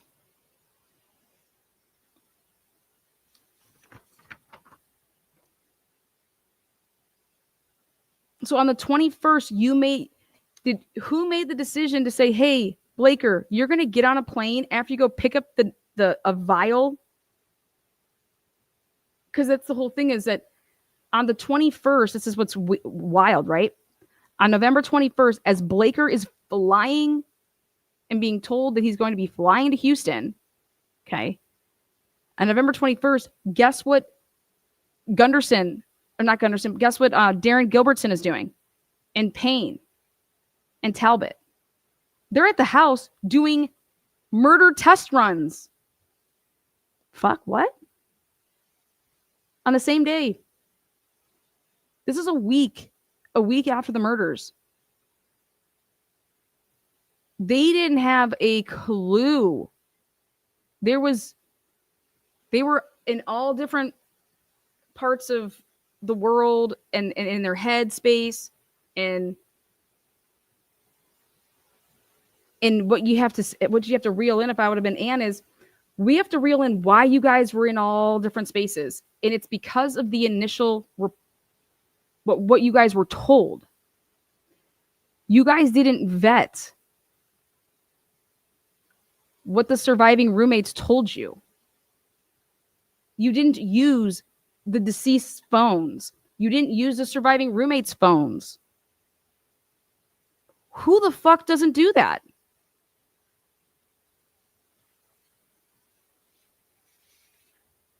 In fact, Officer Blaker, you and Detective Gooch asked Dylan Mortensen why she was spared, basically. And was she not giving you information to prevent you from solving the case? Right? Something along those lines. Did you possess information when you interviewed her that second time with Detective Gooch? What information did you possess that you knew about Dylan Mortensen? Did you have her phone records? Because when you first talked to her, you'd never been to the house, right? You interviewed Bethany at the police department. You're asking her what house it is, and you're asking, the layout, and you hadn't seen the inside of the house. But then you go back and you interview, I don't know if it's you, but the people do, and you ask Dylan again questions on the 16th and the 17th. What knowledge did you possess at that point of what they're telling you that you can come back and say, hey, well, we have more information, or we have this, or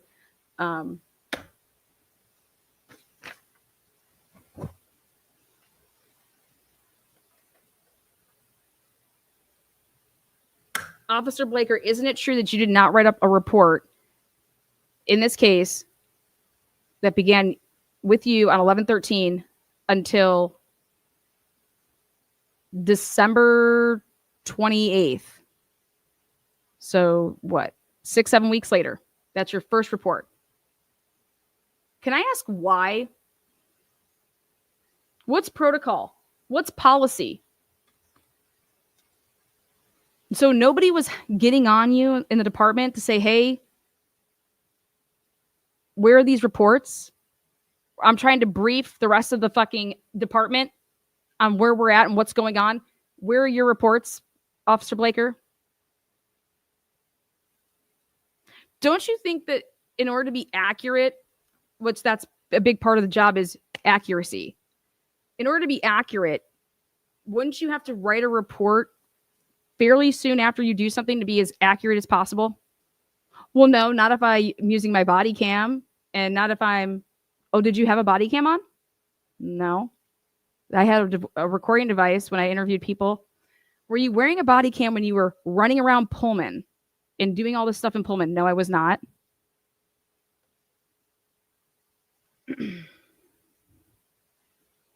Did you turn over any body cam of anything that you were doing besides any interviews that you recorded? Nope.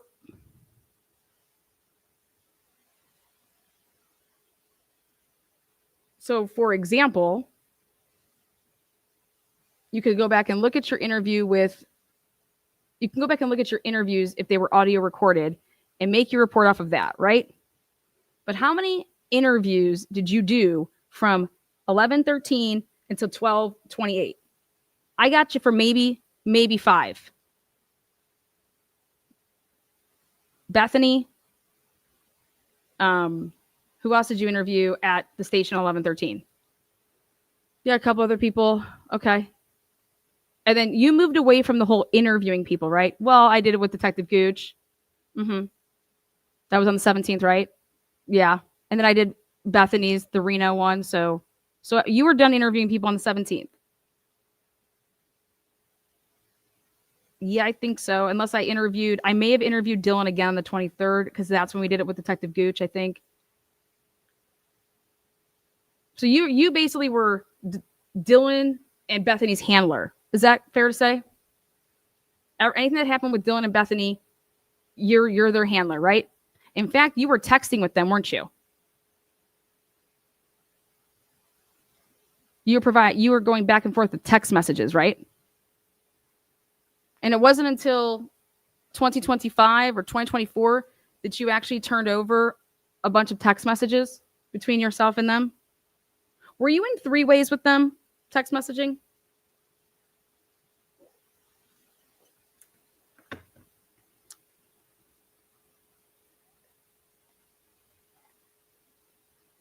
Were you aware, or how about this, Detective Blaker? When did you become aware that Dylan Mortensen was using her phone at 3:51 a.m. and she had saved a number in her phone? Did she ever tell you that? Did she ever tell you she was up on her phone and she saved a number in her phone?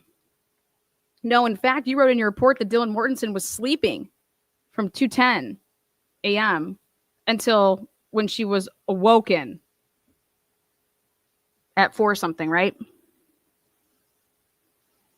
When did you become aware that Dylan Mortensen was not truthful with you, Detective Blaker? So nobody advised you, hey, the defense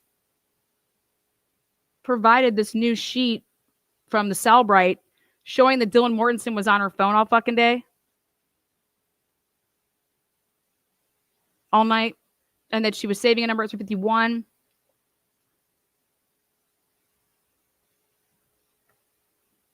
Isn't it true, Detective Blaker, that you found this out? I mean, at least when we filed our paperwork, and Detective Payne, the lead, he didn't come, hey, we have a problem here, or hey, you need to go back and interview Dylan and ask her about this. You never went back and asked Dylan, hey,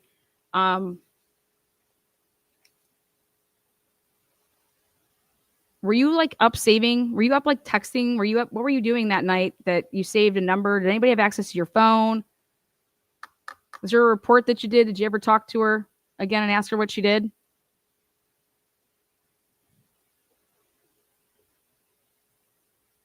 Nope, I can't recall that I ever did that. Well, let's put it this way. You didn't write a report if you did, right? In fact, well, you did go and see Dylan, right? And her mom and her lawyer, because we were interested in getting some material that you guys had just released to Dylan from the house, right? Material that we said we wanted photographed and tested. Isn't that correct, Officer Blaker? Yeah, it's actually correct. Yep. Mm-hmm. And let's talk a little bit about that. You made a decision to break a table in half. Is that correct? Because you couldn't fit it in a vehicle that you needed to transport back from Boise. Can you explain that to the jury, what happened with that? Well, yeah, just what you said. We asked Dylan if she cared, if she had this. They didn't care about the table or anything like that. So, yeah, we broke it. What do you mean we? You broke it, right, Detective Blaker? Did you ask for permission from, I don't know, the superiors that you answer to? Did you ask me about that?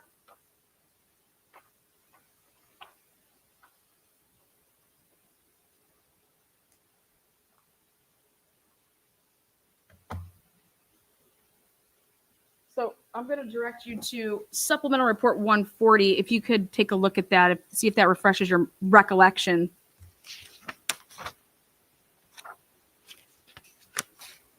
Yeah, it does. Okay, so my name's Ann Taylor, right? Sure is. Okay, Ann Taylor says to you, hey, we were granted permission to go through these items to see what we could release back to the property owners. Prior to Miss Taylor being given a chance to look at these items, property belonging to Xana, Maddie, and Kaylee had already been released. MPD had also given Dylan back her belongings, but we were able to get her to return them. Miss Taylor sought and requested we set aside the following items: from Dylan. Handwritten note, pink and white blanket with red hearts, pink and white cloth possibly used as a curtain or decoration, black and white Van shoes, red and white shoes, black and white Converse shoes. Anything else? Oh, yeah. And we wanted items from the spare bedroom, which was a green and pink coat and an Adidas black and white short sleeve t-shirt, size small.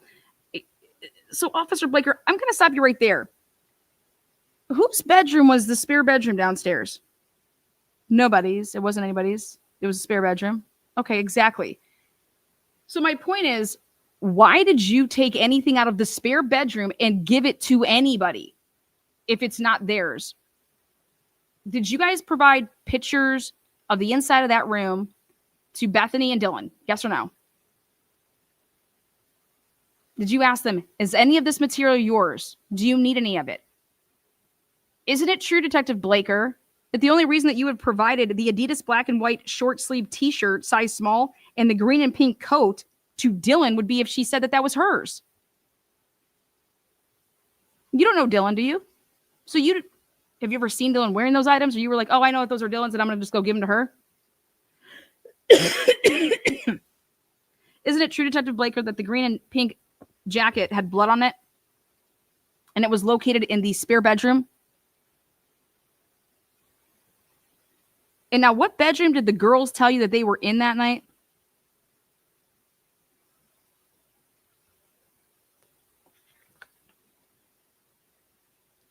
Also, the pink and white blanket with red hearts. Are you aware that there was blood found on that blanket?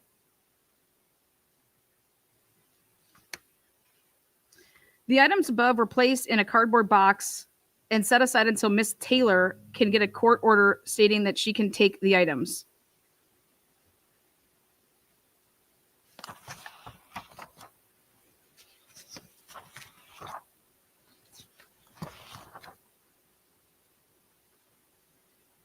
Have you seen pictures from the night of 11/12 going into 11/13? Do you know a witness by Lalakin or something like that? Lakeland or something? She was there with Dylan when they were watching Vampire Diaries. Is that correct? Yes. Did you ever ask her or see photographs that featured Dylan, Bethany, and this girl? Isn't it true that Dylan had the pink and white and hearted blanket in those photographs? Yes. Yes, she did. Okay. And you are aware that that blanket had blood on it.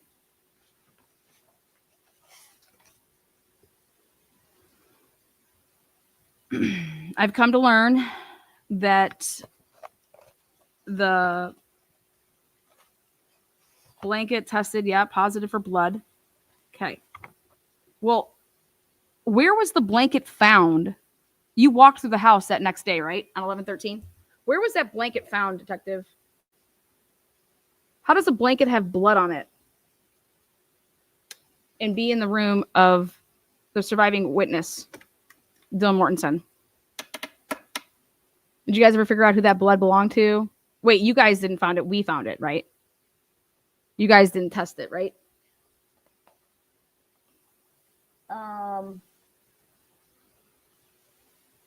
Yeah. I don't recall. It's been a long time. Okay. All right, well, let's back up a little bit.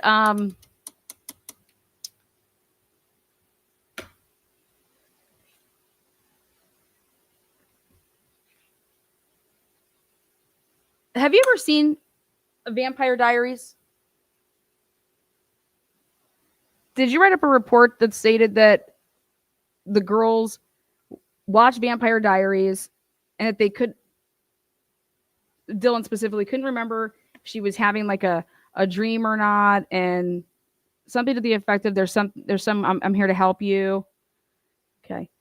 Have you ever watched Vampire Diaries? So you aren't aware that in the show Vampire Diaries, in that show, that people are stabbing each other. People are saying words to the effect of, Nothing nothing bad happens in Blankville. I'm here to help you.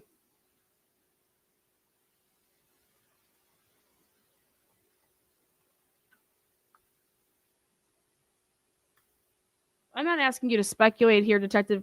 I'm asking you, are you aware of any of this? If a witness is telling you that she was watching Vampire Diaries, wouldn't you ask her, okay, what episode, what was going on in the episode, to try to verify that? Didn't you do that? Okay.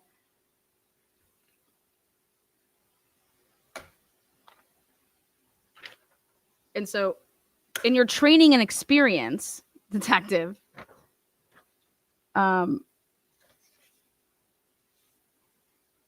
if somebody couldn't tell you if what they were hearing or seeing, okay, if it was a dream or not, wouldn't you do some research into, I don't know, watching the episode that she said that she was watching beforehand? Never crossed your mind to see, or did you say, well, we know that she wasn't dreaming because everybody's dead, and it was just like that? Like,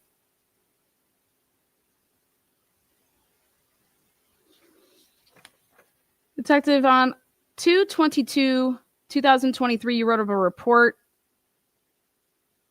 Can you go ahead and take a look at this and see if this refreshes your memory of what you did? Yep, got it. Okay. What's that report for? Well, a few weeks after November 13th, I was at work when I was asked by Maria, who's an FBI analysis analytical person, if we had a way to run our records to see if we had any license plates for a white Hyundai Elantra, 2011 to 2013. Okay. So I'm going to stop you right there. On your report, every report that you've authored, so you're always writing on such and such date, I did this. Can you please explain to the jury why, with this specific report, do you write a few weeks after November 13th? Why wouldn't it be on this day I was asked to do this from this person?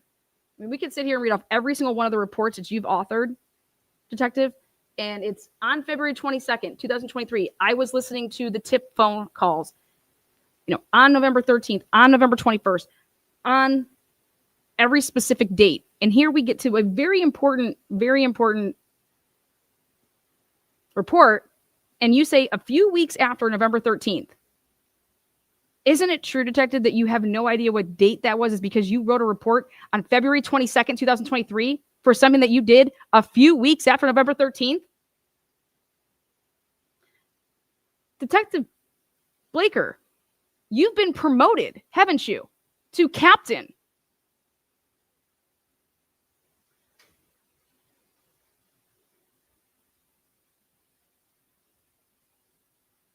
So reports being 2, 3, 5, 9 months late, a year, 2 years, that gets promotions in Moscow? Objective, argumentative. You can strike that. The jury got the point. It's the fucking bada bing.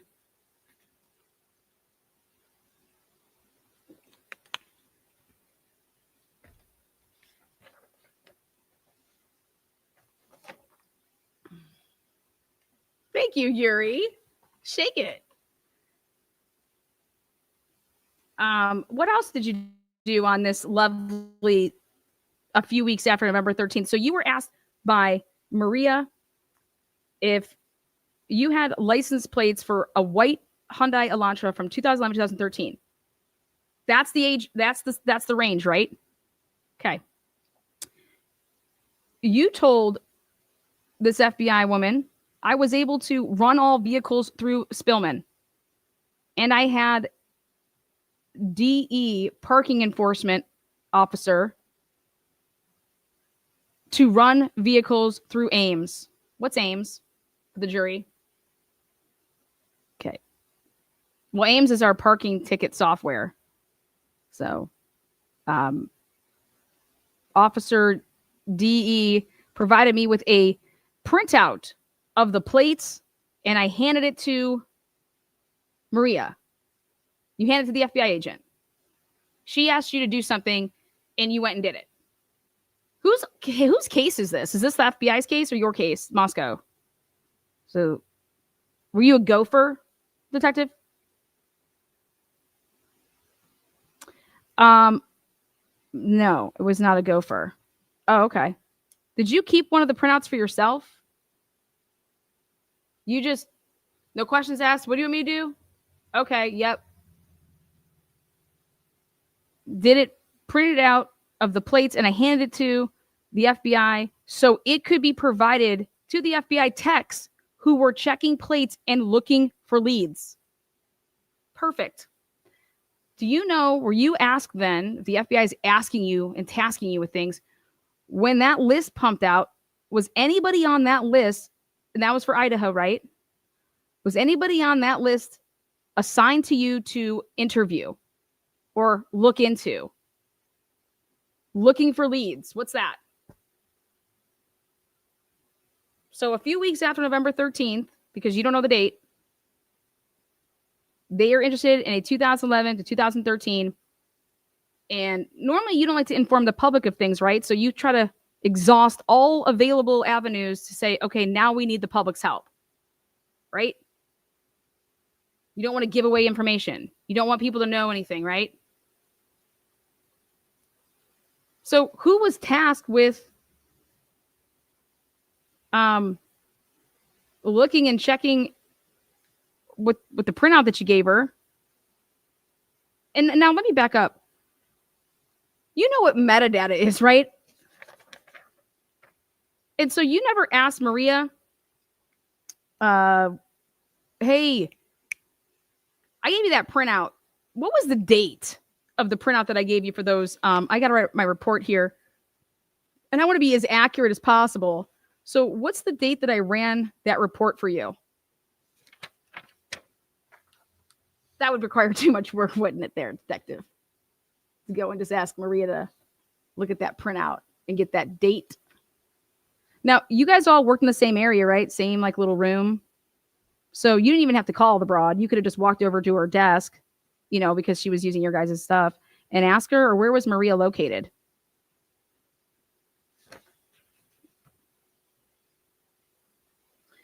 You then said, I was recently provided with the printout of these plates, and I provided to MPD records department so they could be scanned to the case. Now, I got so many questions about this last little sentence that you put in here. You then said, I was recently provided with the printout of these plates, and I provided to MPD records department so they could be scanned to the case. Again, a few weeks after November 13th, that's your timeline. And now I was recently provided with the printout of these plates. You already had the printout, though. You did the printout. You gave it. You didn't make another copy. And if you thought that MPD should have it in their records, you didn't think to make 2 copies to give it to MPD, to the records, on a couple weeks after November 13th? You just gave it to the FBI and didn't do anything for yourself? Or is that policy? Let's talk about policy here. Now, weren't you working with Pullman Police Department on these Elantras? Wouldn't you have an interest in this? Because isn't this what you were assigned to be doing for 2 weeks? Maybe even longer? You've been doing this job for 27 years.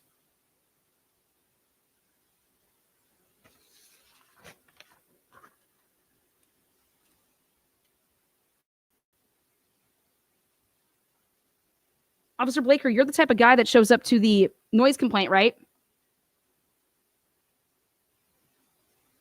And you have no problem taking alcohol that's on private property and dumping it out. Well, it's abandoned, right? Dumping it out. Have you ever done that before? Why? Do people say that you're kind of like a prick or a smartass? Okay. Are you nosy, detective? Aren't all detectives nosy? Yep. That's going to call for speculation. Well, I mean, I don't know. Can you speculate on yourself? Do you feel like you're a nosy person? Well, wouldn't it interest you to know what that vehicle printout list looked like? How many cars do you think were on there?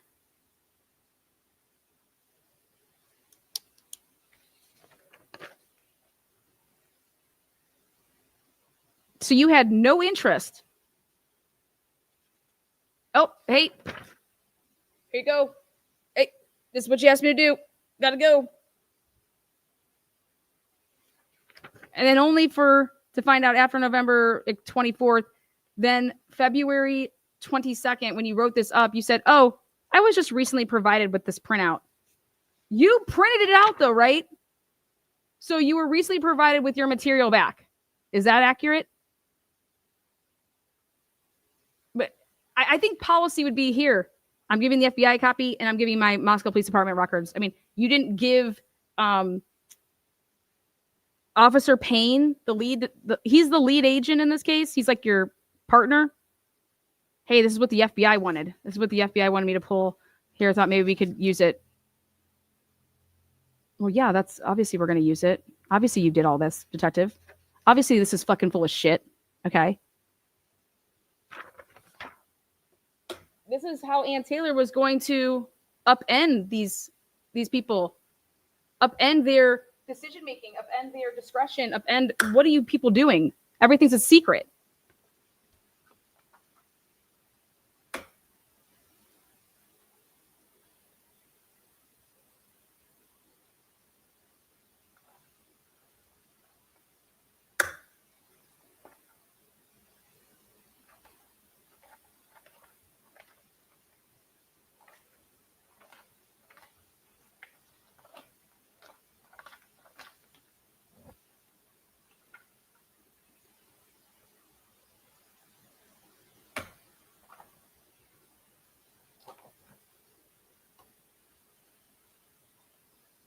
Okay. Do you need any water there, detective? On March 15th, 2023, you wrote up a report, if you want to refresh your recollection. Okay, yeah. Oh, yeah, I remember this. Okay. Yep, I recall this. And what'd you do on March 15th? Well, on March 9th, 2023. Oh, detective, I'm going to stop you right there. So on March 9th, so you wrote up a report a week after you did something. Were you reprimanded at any point in time between the arrest of my client and March that, hey, you need to get your reports in on time and be as accurate as possible? Okay, so on March 9th, 2023, at around 4:30, Captain Lanier and I met Dylan's, I think, people at the city shop. And we were just there to gather all of Dylan and Bethany belongings, which had been released by the judge. Okay. And so I signed and released them to Dylan's belongings, and that was on March 9th. Okay, good. How about the next report right after it? You did back-to-back reports, right? Yeah, I did. Well, let's talk about this.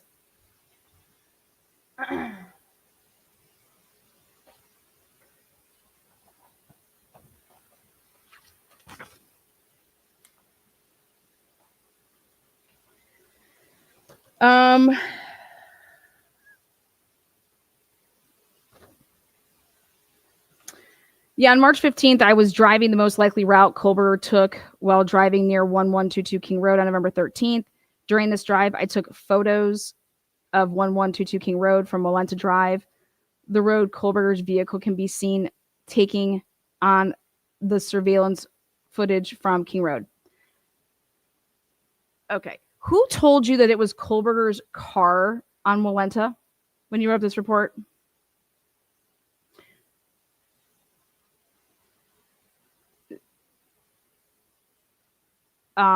Nobody. That vehicle wasn't identified, was it? As Bryan Kohberger's car?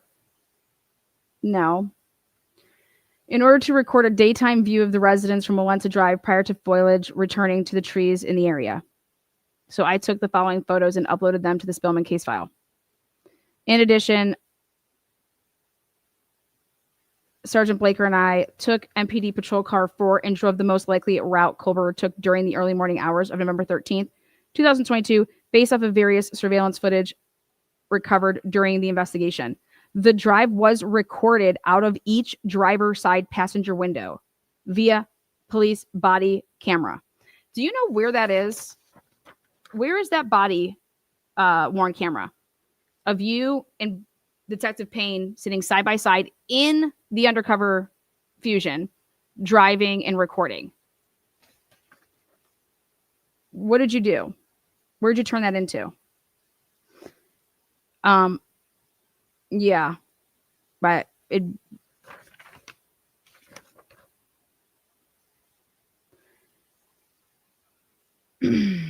There was also a dash mounted camera, correct? Where can I find that? Well, it says the videos are attached to the WatchGuard case record. Okay, perfect. So it's attached to the WatchGuard case record. Thank you.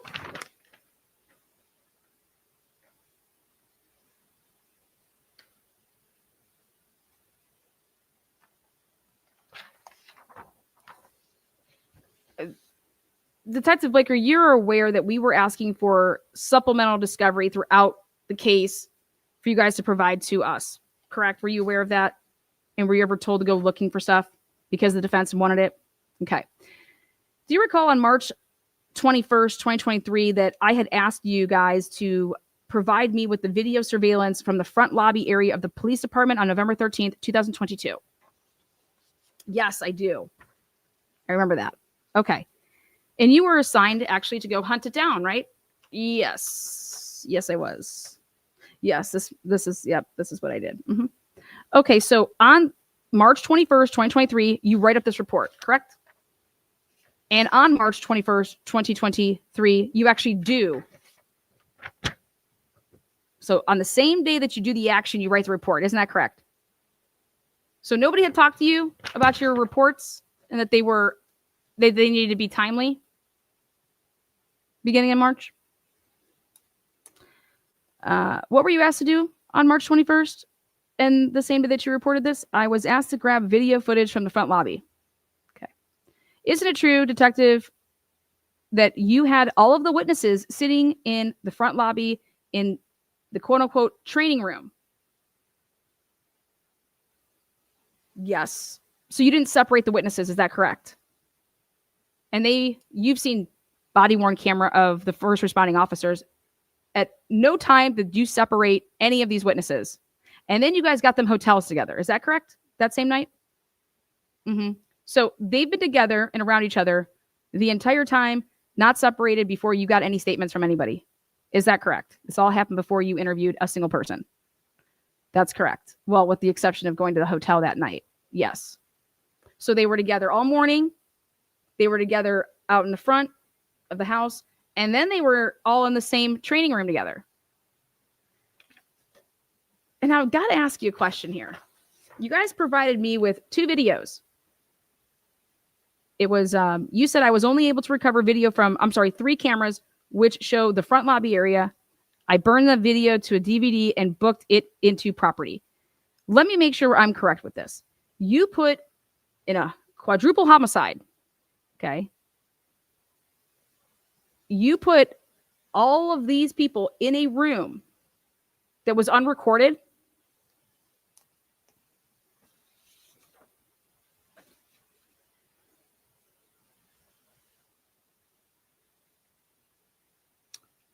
Whose decision was it to put all of these witnesses together in the training room where there was no cameras? Whose brilliant idea was that?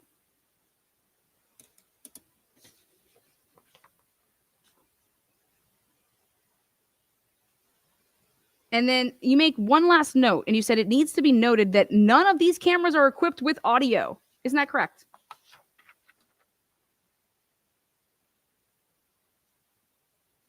Now, you've been doing this for 27 years at this point. And so have all your other folks. And you guys didn't think, maybe we should use a room that had, I don't know, cameras. I don't know, maybe we can get some information. Are you not allowed to do that? Have you ever done that before?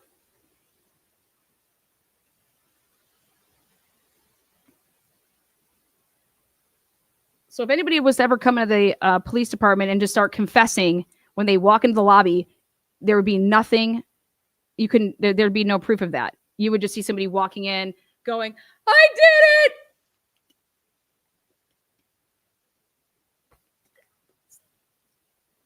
it. That's what we would get, right?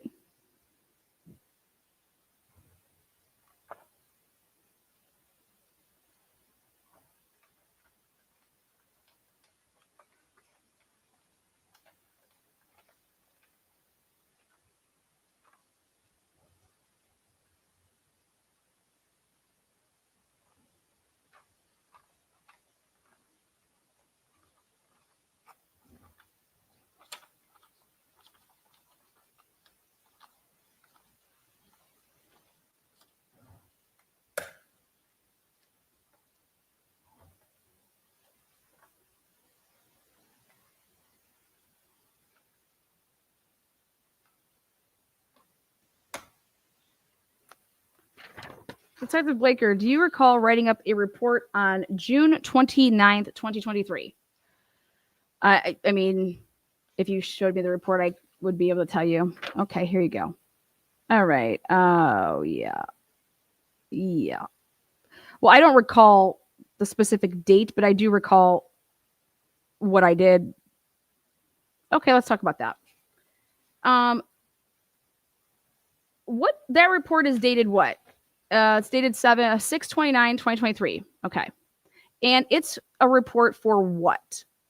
It's a report. It says a thumb drive with license plates and vehicle from WSU parking.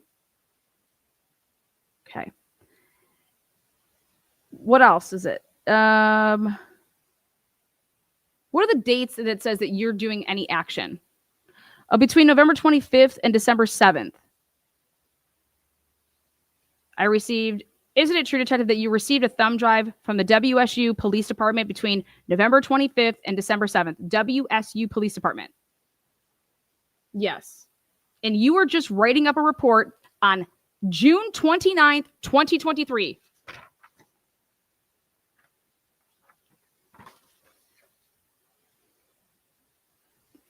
The thumb drive had a listing of license plates WSU parking had on file. Oh, so like what Officer Tenego and Officer Curtis Whitman, those queries? I provided this thumb drive to an FBI employee to be transferred to their shared drive. I then placed the thumb drive in my file cabinet in my personal office. I am booking the thumb drive at this time to make sure it can be discovered to the defense. Huh. Let's talk about this. All right. So, Detective Blaker, we were looking to figure out how in the world a probable cause affidavit with my client here featured Daniel Tenego and Curtis Whitman, right? Where did this information come from? And then you're over here saying, okay, fine, I'll write up a report at 6/29/2023 saying that between November 25th and December 7th, I received a thumb drive from WSU Police Department. That's what you are telling this court and this jury. And you want us to believe that who did you receive the thumb drive from? You can't remember. Well, if I told you that Curtis Whitman and Daniel Tenego say that they never turned over a thumb drive, would they be lying?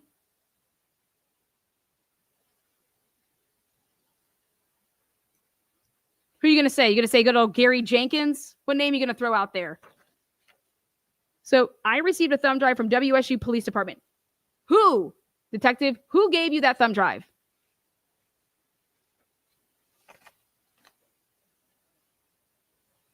Does it say in the report?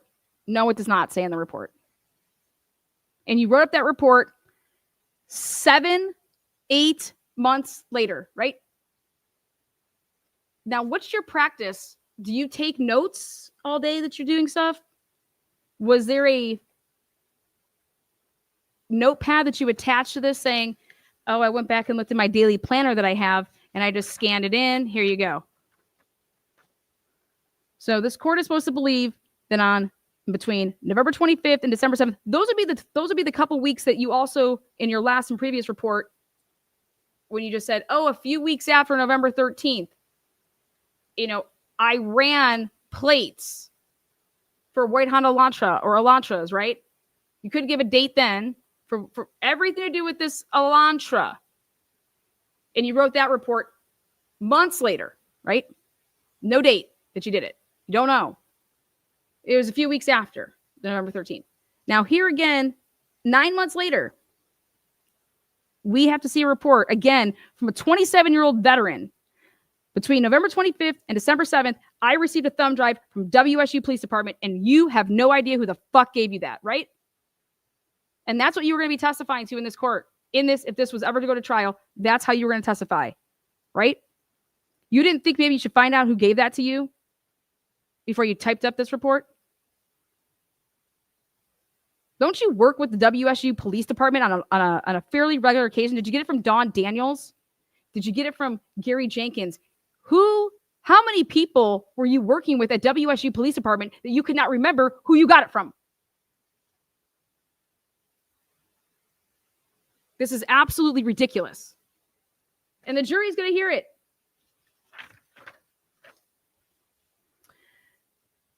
I then placed the thumb drive in my file cabinet in my personal office. Where is your personal office located within the PD department? Is it on the first floor, second floor? Where is it at?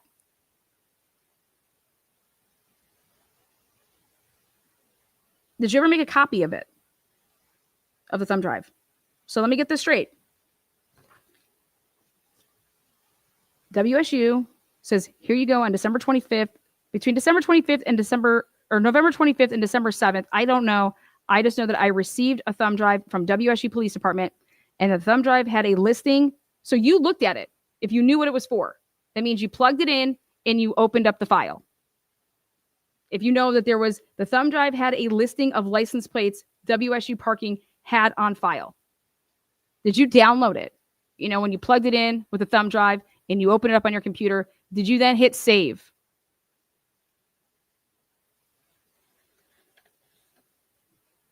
I then placed the thumb drive. I provided this thumb drive to an FBI employee to be transferred to their shared drive. I then placed the thumb drive in my file cabinet in my personal office. Do you understand that there's a problem right there?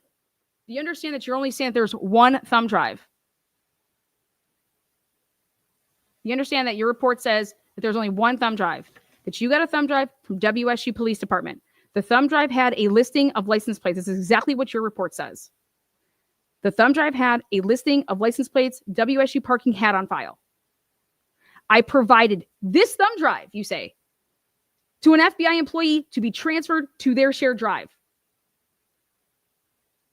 Yes, because then they gave it back to me. All I did is I handed it to them and then they downloaded it. Is that what you're trying to say? Because then you say, I then placed the thumb drive in my file cabinet in my personal office. So let me get this straight. During the same time period, when you handed Maria Tisdall whatever the hell you found for her, okay, she didn't do the same thing. She didn't plug it in to her shared drive, download it, okay, and then say, here you go, and give it right back to you, just like this. So you're telling me the FBI is running amok and we just do things crazy. We just do whatever we want whenever we want. Like, there's policies, there's procedures, there's ways to, what is your normal practice? Here, I got to have a working copy. You just went ahead and you put it in your file cabinet. So you weren't working this part of the case, this white Elantra. What were you doing with the Pullman Police Department? That's exactly what you were doing with the Pullman Police Department, isn't it? For 2 weeks, you were on the Elantra team and the handlers of the surviving roommates. So I am booking the thumb drive at this time. So you never book the thumb drive in evidence, right? Making it then unavailable to moi, right? How many people were interviewed from the thumb drive and the list of people because you're hunting down this Elantra? You don't interview anybody, do you? No one. So are you really trying to figure out who was driving an Elantra over in the, were you comparing, hey, let's see if these names pop up on our geofence list to see if they were in the area that night? Geofence, what's that?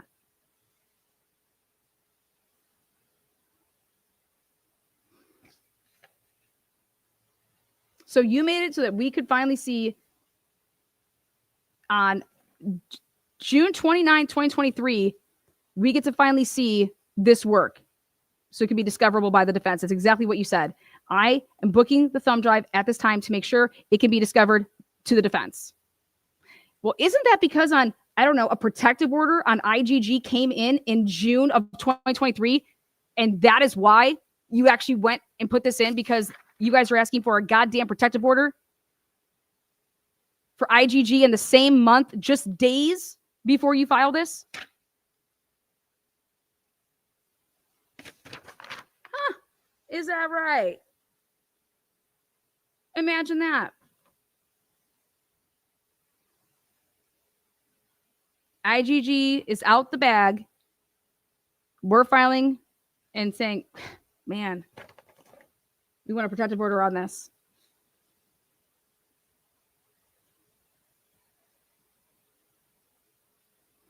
Just so we're clear, your last report with the FBI and the work that you did, it gave a gap of November 25th to December 12th. This report says between November 25th and December 7th. So how do you know that this wasn't given to you between the 7th and the 12th? Why is the gap only November 25th and December 7th? Is there a reason that you were able to cap it and start it at these two dates?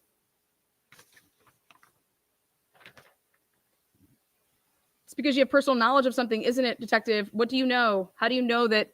Well, because that's when the BOLA went out. The BOLA went out on November 25th of November. So yeah, November 25th. It had to be between that date and, well, why are you ending it on the 7th over here and then the 13th? Why are you picking those days? Because the public was informed on the 13th or the 7th. The 7th. So wouldn't that mean that you went through all that you had queried up to that point and you checked your geofence that was around the house from 3 to 5 and all the cars and the people that you pulled, nothing came back? Is that at all possible? Why would you ask why would you be asking were you in on the decision making to say, hey, let's go to the public and let's ask them to help us find a white Honda Elantra? Wouldn't that just flood your tip line? How many tips came in about the Elantra? How many tips came in total? And how many were about the Elantra? How many tips did you guys have before you asked the public for help on the Elantra?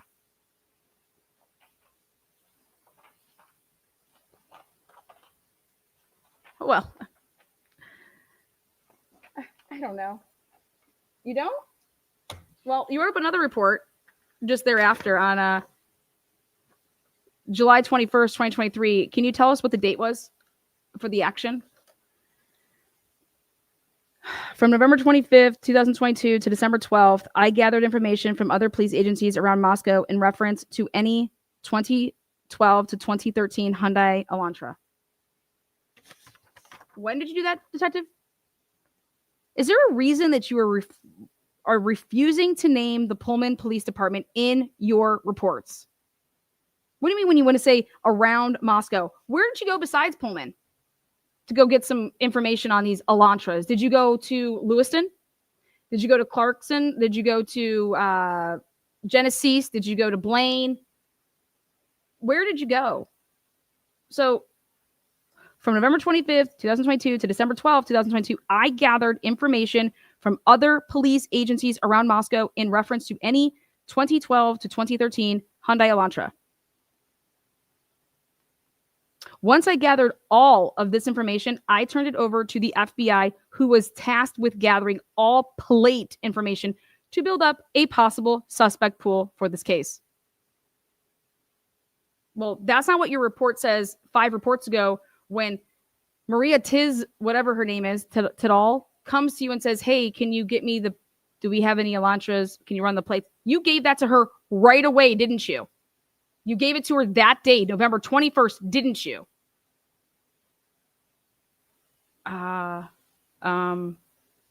So when you say in this report that you waited, once I gathered all of this information, I turned it over to the FBI, who was tasked with gathering all plate information to build up a possible suspect pool for this case. Are you lying here or are you lying then? Are you confused?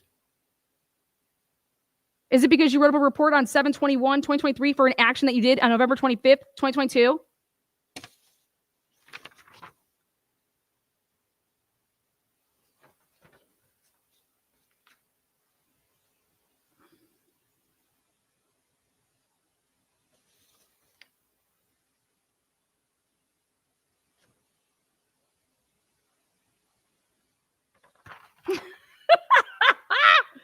Fucking A, man.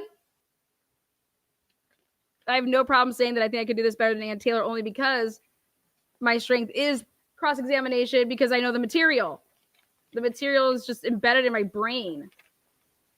I have a photographic memory. Oh, Andrew Fox.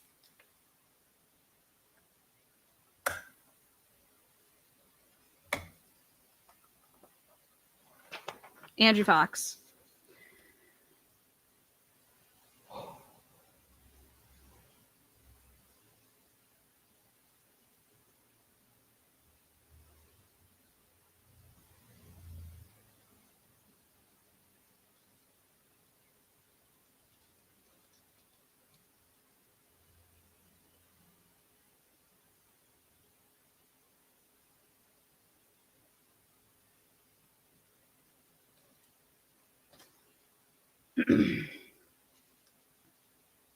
Oh boy. Now I know why she wanted to talk to Detective Fox.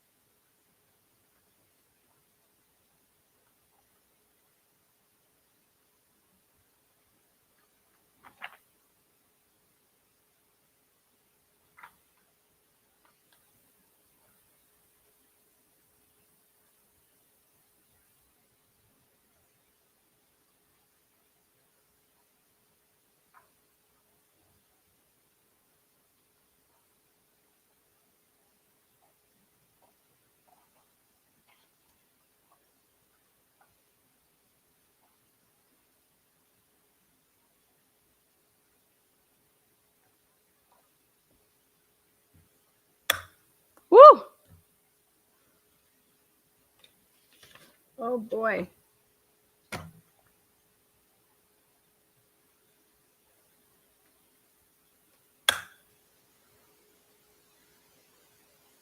I have no more further questions for this witness. Oh, wait. There's one last question. How long have you known Detective Chris Engel from the Pullman Police Department? A long time, yeah. Okay. Isn't it true that Detective Engel and you were working side by side together for everything to do with Pullman?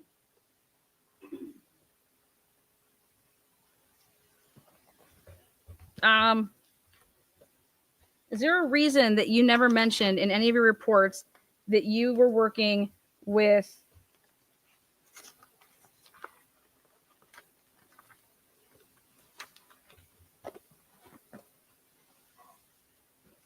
Chris Engel from the Pullman Police Department? And you never interviewed anybody from the Pullman Police Department. You never put anybody in the Pullman Police Department's name in any report. Isn't that correct? Okay.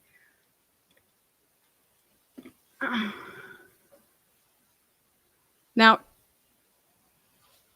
you couldn't remember when you went and started. You said a few weeks after the killings, you were fucking around over there in Pullman, right? And we can probably narrow down some dates here. Remember the first question I asked you, which was, why did you go to Houston, Texas? Okay. You were delivering a vial of a profile in this case, correct? Isn't it true that you went to Pullman before you left to go on that trip to Houston, Texas? Well, you can't. How about this? Can you deny that you didn't go before November 21st? November 22nd? Yeah, no, I can't deny that I didn't. Yeah, because I didn't. Because your report says you don't give a specific date, right? So it is possible that you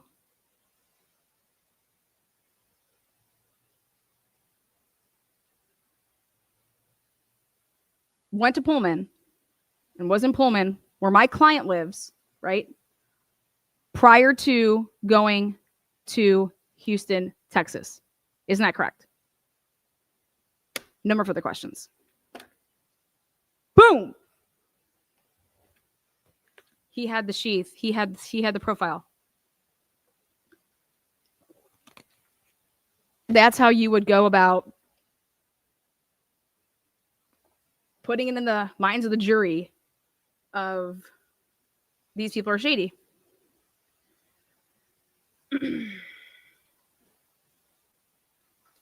So go ahead and Mark B, go ahead and clip that, send it on over to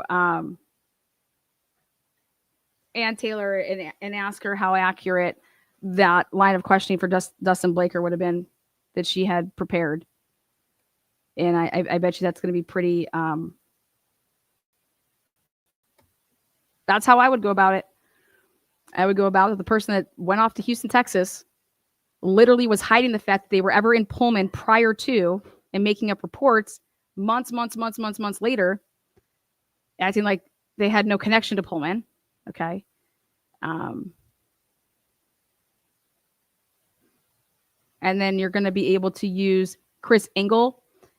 And Chris Engel first contacted the Moscow Police Department on 11/17. Chris Engel wrote up his report because he was never interviewed in a report by anybody else. He wrote up his own report and he dated it in August of 2025 after the plea deal. Can you imagine that? Why the fuck are you even writing a report? He wrote a report in this case, in his involvement in this case, Chris Engel, who's not on and was not on the state's witness list, nor was anybody, Curtis Whitman, Daniel Tanego. Everything on how they say they got probable cause in this case came from WSU in this fucking car, allegedly, that they talked to these guys after the fact when they found his name on December 19th. And yep, we queried him. We found all that type of shit.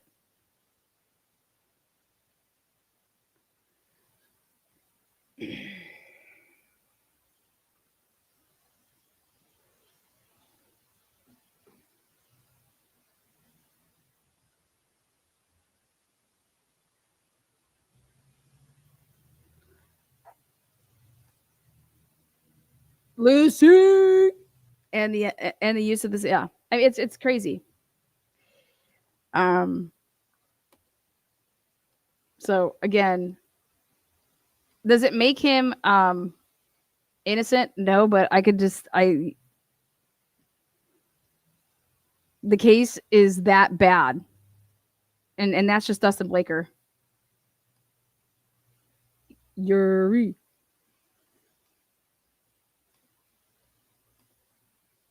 But the only way that you can ask these type of questions of anybody is, so think about this. They have all these witnesses. You better know their reports. You better know what they were involved in. You better be prepared to have the material, know the questions that you're going to ask. I mean, and when you see Ann Taylor's witness list that has 138 people, so I think I want to challenge myself to say how what I'd be questioning each one of them about. Like, why would they even be on the list? But then it would be only fair that I did it the same arguments from the state.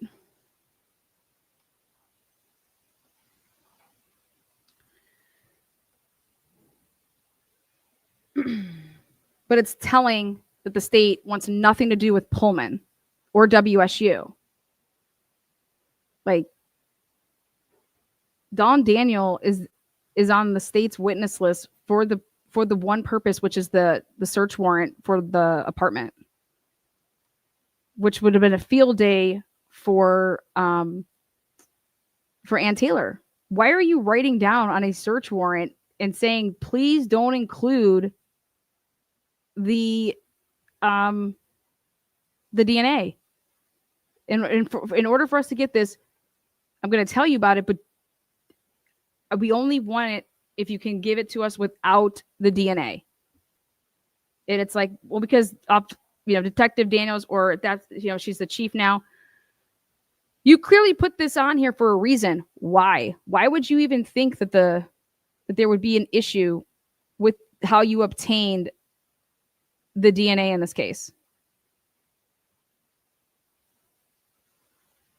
And ready? That means you must have been working pretty closely to know anything about this, right? To have to question this, to think that, wait, huh? You'd have, I mean, why? Give me a little bit about that background.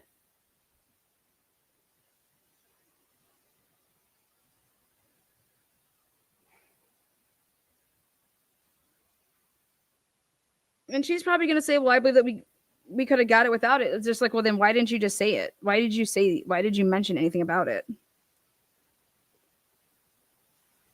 It was really bizarre.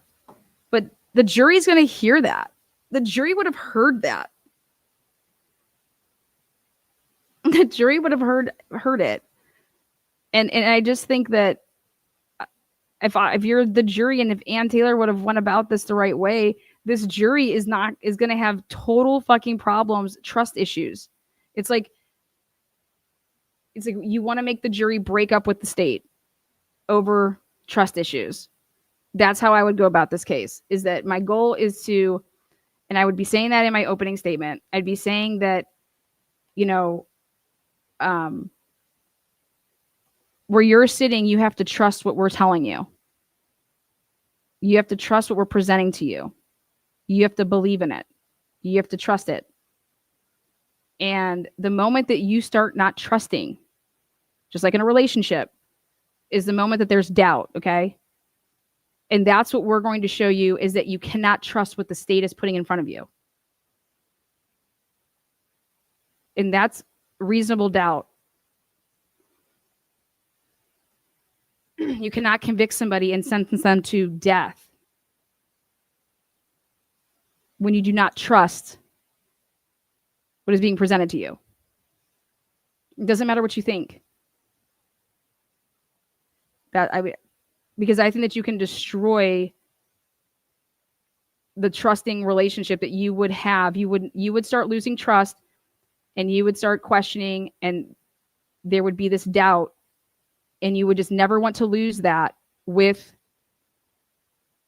the jury. If you're Ann Taylor, anything that you say, you better deliver, because you will have it made, if you're the defense here, to be able to show that you can't trust these officers. You can't trust the prosecution.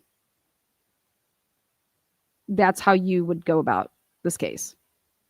And once we destroy that trust, the only answer is, when you're in that jury room, is that you're checking the not guilty box because of the trust issues. You want to pound that, because we don't want people going back to that room saying, we need you to hit the not guilty because he's innocent. Okay? You don't know. Did he probably do it? Sure. Is it beyond a reasonable doubt? No. That's me. That's how I would approach the jury.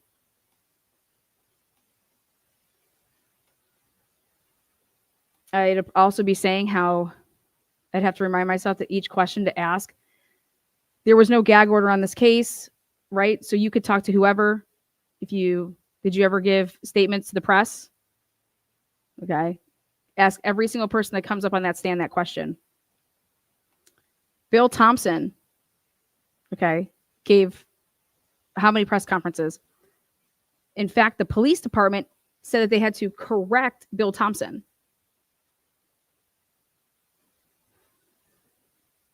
Dollinger was going to be asked about that. Well, unless you were there, girl, you don't know if he's innocent. I'm telling that right now. Unless you're going to come out and say I was there, nobody can say anybody's innocent. But what you can say is that the case, by law, by the elements, they cannot prove it beyond a reasonable doubt.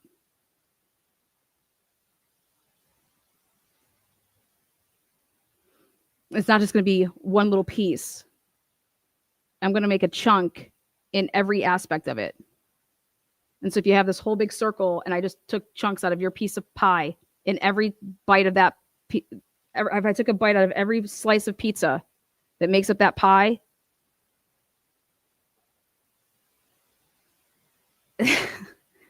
that's not just like one little thing you're hanging on. It's every portion of the case you're taking a big bite out of that piece. And I just would never lose the trust in the jury, like Mark Garagos did in the Scott Peterson case. Scott Peterson should have never been convicted. So, anyways, this witness list is straight fire with everything that Truth and Transparency has put out on this channel. Every fucking thing I've talked about on this channel, Ann Taylor literally puts in her witness list everything that this channel has said about each aspect of this case. Why the fuck would Andy Huddle be on there? Well, because he's an absolute fucking idiot. He can't fill out a report. He's a liar. But guess what he did right away? He was working and talking with Pullman Police Department on 11/17. You can prove it because of his report. That was written up way later, but on 11/17, he's putting in a public records request to get the burglary information. And that's when the relationship started with Chris Engel and, god damn it, Danny Vargas. And Danny Vargas would have gotten her ass literally handed to her on a platter. If you thought Blakers was bad, whew! Vargas was about to be 10 times worse, because she needs to explain why in the world she would have ever hit up the people over there on Indian Hills to say, hey, do you still have that Nest camera? Can we get that Nest camera on 11/29? The same day that Daniel Tanego and them are querying shit over there. It's absolutely ridiculous. Okay, and you want to act like that they're all oblivious and don't know what the fuck they're doing.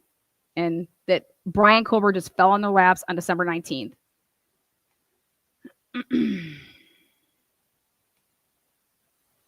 It's crazy. I think I'll do her next. I think I'll do her tomorrow morning. I think I want to prep my Danny Vargas cross.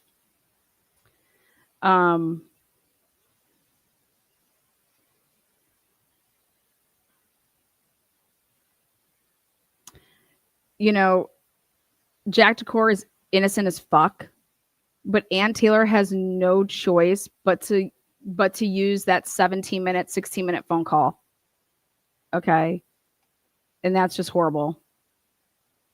Like, I'm a fan of Jack Decor. So you can say, like, I have biases with him. And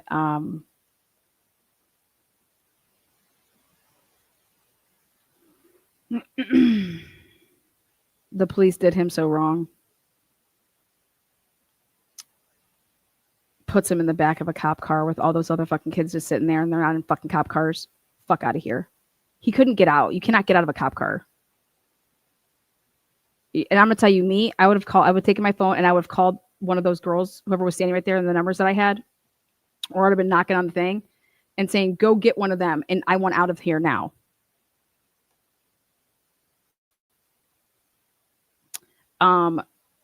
Leslie Lehman. We, to this day, have no idea who secured, right? Who secured the 1125 Ridge Road camera footage. Leslie Lehman, you did the neighborhood canvassing. You wrote down all these addresses on all these streets, and complete idiot. Yeah. Okay. But yeah, this witness list has no, I repeat, there's nobody on this witness list that was going to get up there and testify about buying and selling drugs. Sorry. It's not there. This channel has never put out the drug angle ever once. Okay? That was not going to be happening. Emma Bailey's not on here. Demetrius isn't on here. The fucking Farley's, none of that shit. None of that is on here. Ann Taylor was going to attack the undercover police officers and what they were doing on 11/12, going into 11/13. Their reports and how inaccurate they were, to the point that they tried to cover where they actually were at certain times. The fact that Jacob Tisdall admits that he was circling the same loop that you see on that camera on Linda Lane. That is the same loop that Jacob Tisdall says that he made numerous times. They're going to attack that.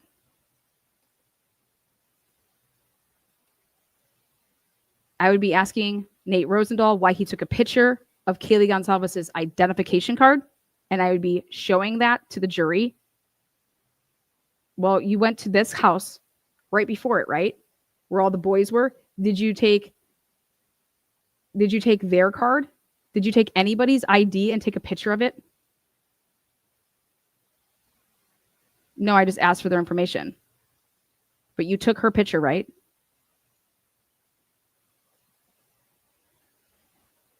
It's pretty fucked up. Of course, the state's going to say objection relevance. And I just think it's relevant. And how I would say that it's relevant is, I don't know, it's relevant because they were at the crime scene circling it, like Jacob Tisdall says. Then they're hiding the fact of where they were and when they left certain areas. And just a couple months before that, he's at the house. He goes around back and he's speaking with the victim. They're checking out the back and saying that there's no stairs.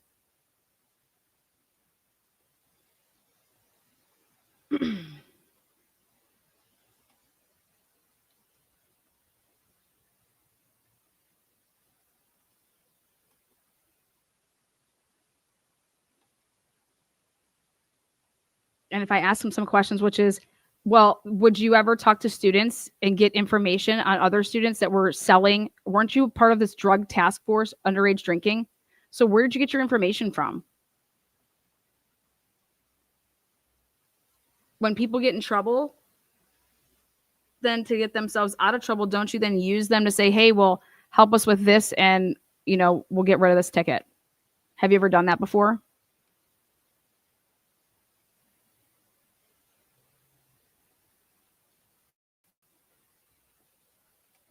I would do whatever until I was told that I could not.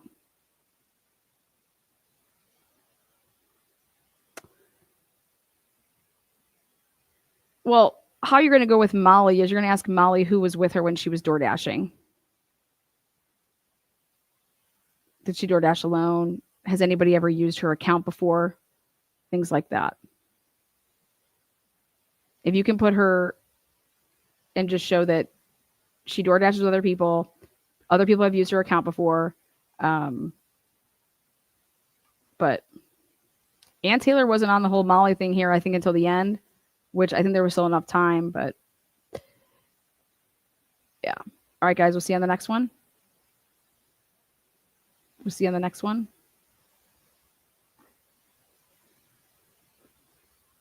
I just Bill Thompson wasn't lying when he said, hey, what we said at the sentencing or to be able to get the sentence, the plea deal, that was what they were going to be saying. That's what they were going to be showing. But I think that they were going to have a hard time selling it that this happened in such a short period of time and that it happened when it said that it happened. So, and by Ann Taylor's witness list, she was going at this investigation like you would not believe. She was going to show that it was pure trash, and that they had nothing. And they said, okay, hey, we were able to somehow get a tip from this guy and it matched DNA that was there, but there's blood there, but we don't care about that. Hey, this is good enough. Let's go. I don't have a theory. I don't have a theory. I don't believe in the story, the narrative that's being told by the state. I wasn't there. If I wasn't, I don't have a theory. I know that these reports make absolutely no sense. These reports were done way after the fact. These reports are covering up for certain aspects of the case, which is to cover up for probable cause. They never had it. And that's been the much larger issue, is that this case is inadmissible. And Ann's right. This case is inadmissible, but does it make him innocent? Why is his DNA there? I think that his DNA is there, and there's a reason it's there. But I can think all of that stuff. I can think he's guilty, but I would never be able to say in a courtroom with other jurors that I would be voting guilty. I would be voting not guilty, but that does not mean that I would think that he was innocent. I'd be voting not guilty because I'm taking my oath seriously, and it says X, Y, and Z, and you are to prove to me beyond a reasonable doubt. And it doesn't matter what I think; it's what you've been able to prove to me beyond a reasonable doubt, and you did not do that. And people could say, "Well, Lana, it's because you don't trust the cops." No, it's because I've read every single document and every piece of material in this case, with this case, like I have to vote not guilty. Unless they've kept some hidden bombshells that we don't know about. Him shutting off his phone. Well, if I don't believe that the murder happened at that time because you didn't explain that good enough to me, beyond a reasonable doubt that the murders happened at that time, then maybe actually the murders happened more towards 3. And then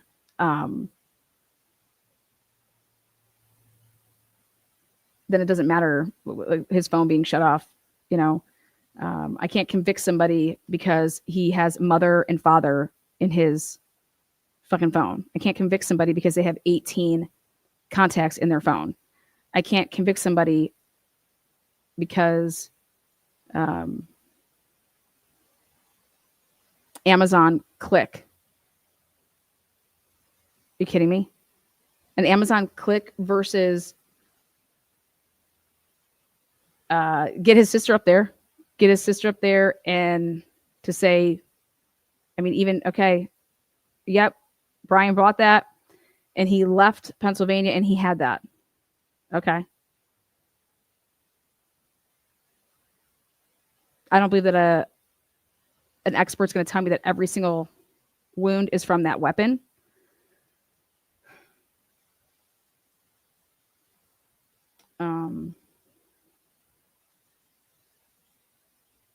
And then I'm going to think, if this kid pissed off people the way that he pissed people off, Okay. He just seems like he was, you know, pissing people off. That what he wouldn't try to like at any point in time if he wanted to be in law enforcement or he wanted to work with law enforcement, he never talked to them while he was like, why don't I use my status as being a PhD student to then try to go and work for Pullman or WSU in some capacity? And they basically were like, I don't know, go get fucked. He made a complaint. I have no idea. I don't know what Ann Taylor could dig up.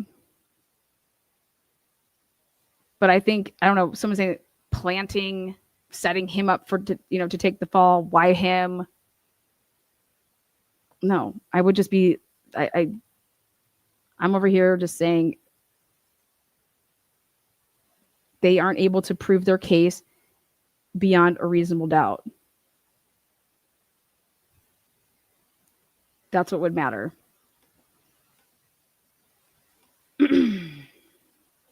Yes, I have. Well, Mary P., think about this. If Scott Peterson would have, let's say, never cheated on his wife, right? Does he get convicted of murder? And the answer is no. Isn't that wild? Amber Frey should be ashamed of herself.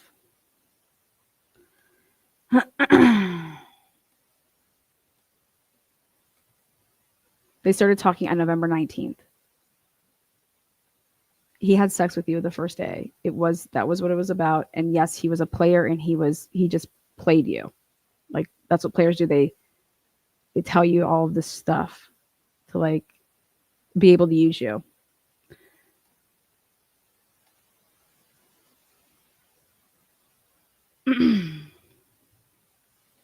Peace out, Girl Scouts. On the flip side, boom!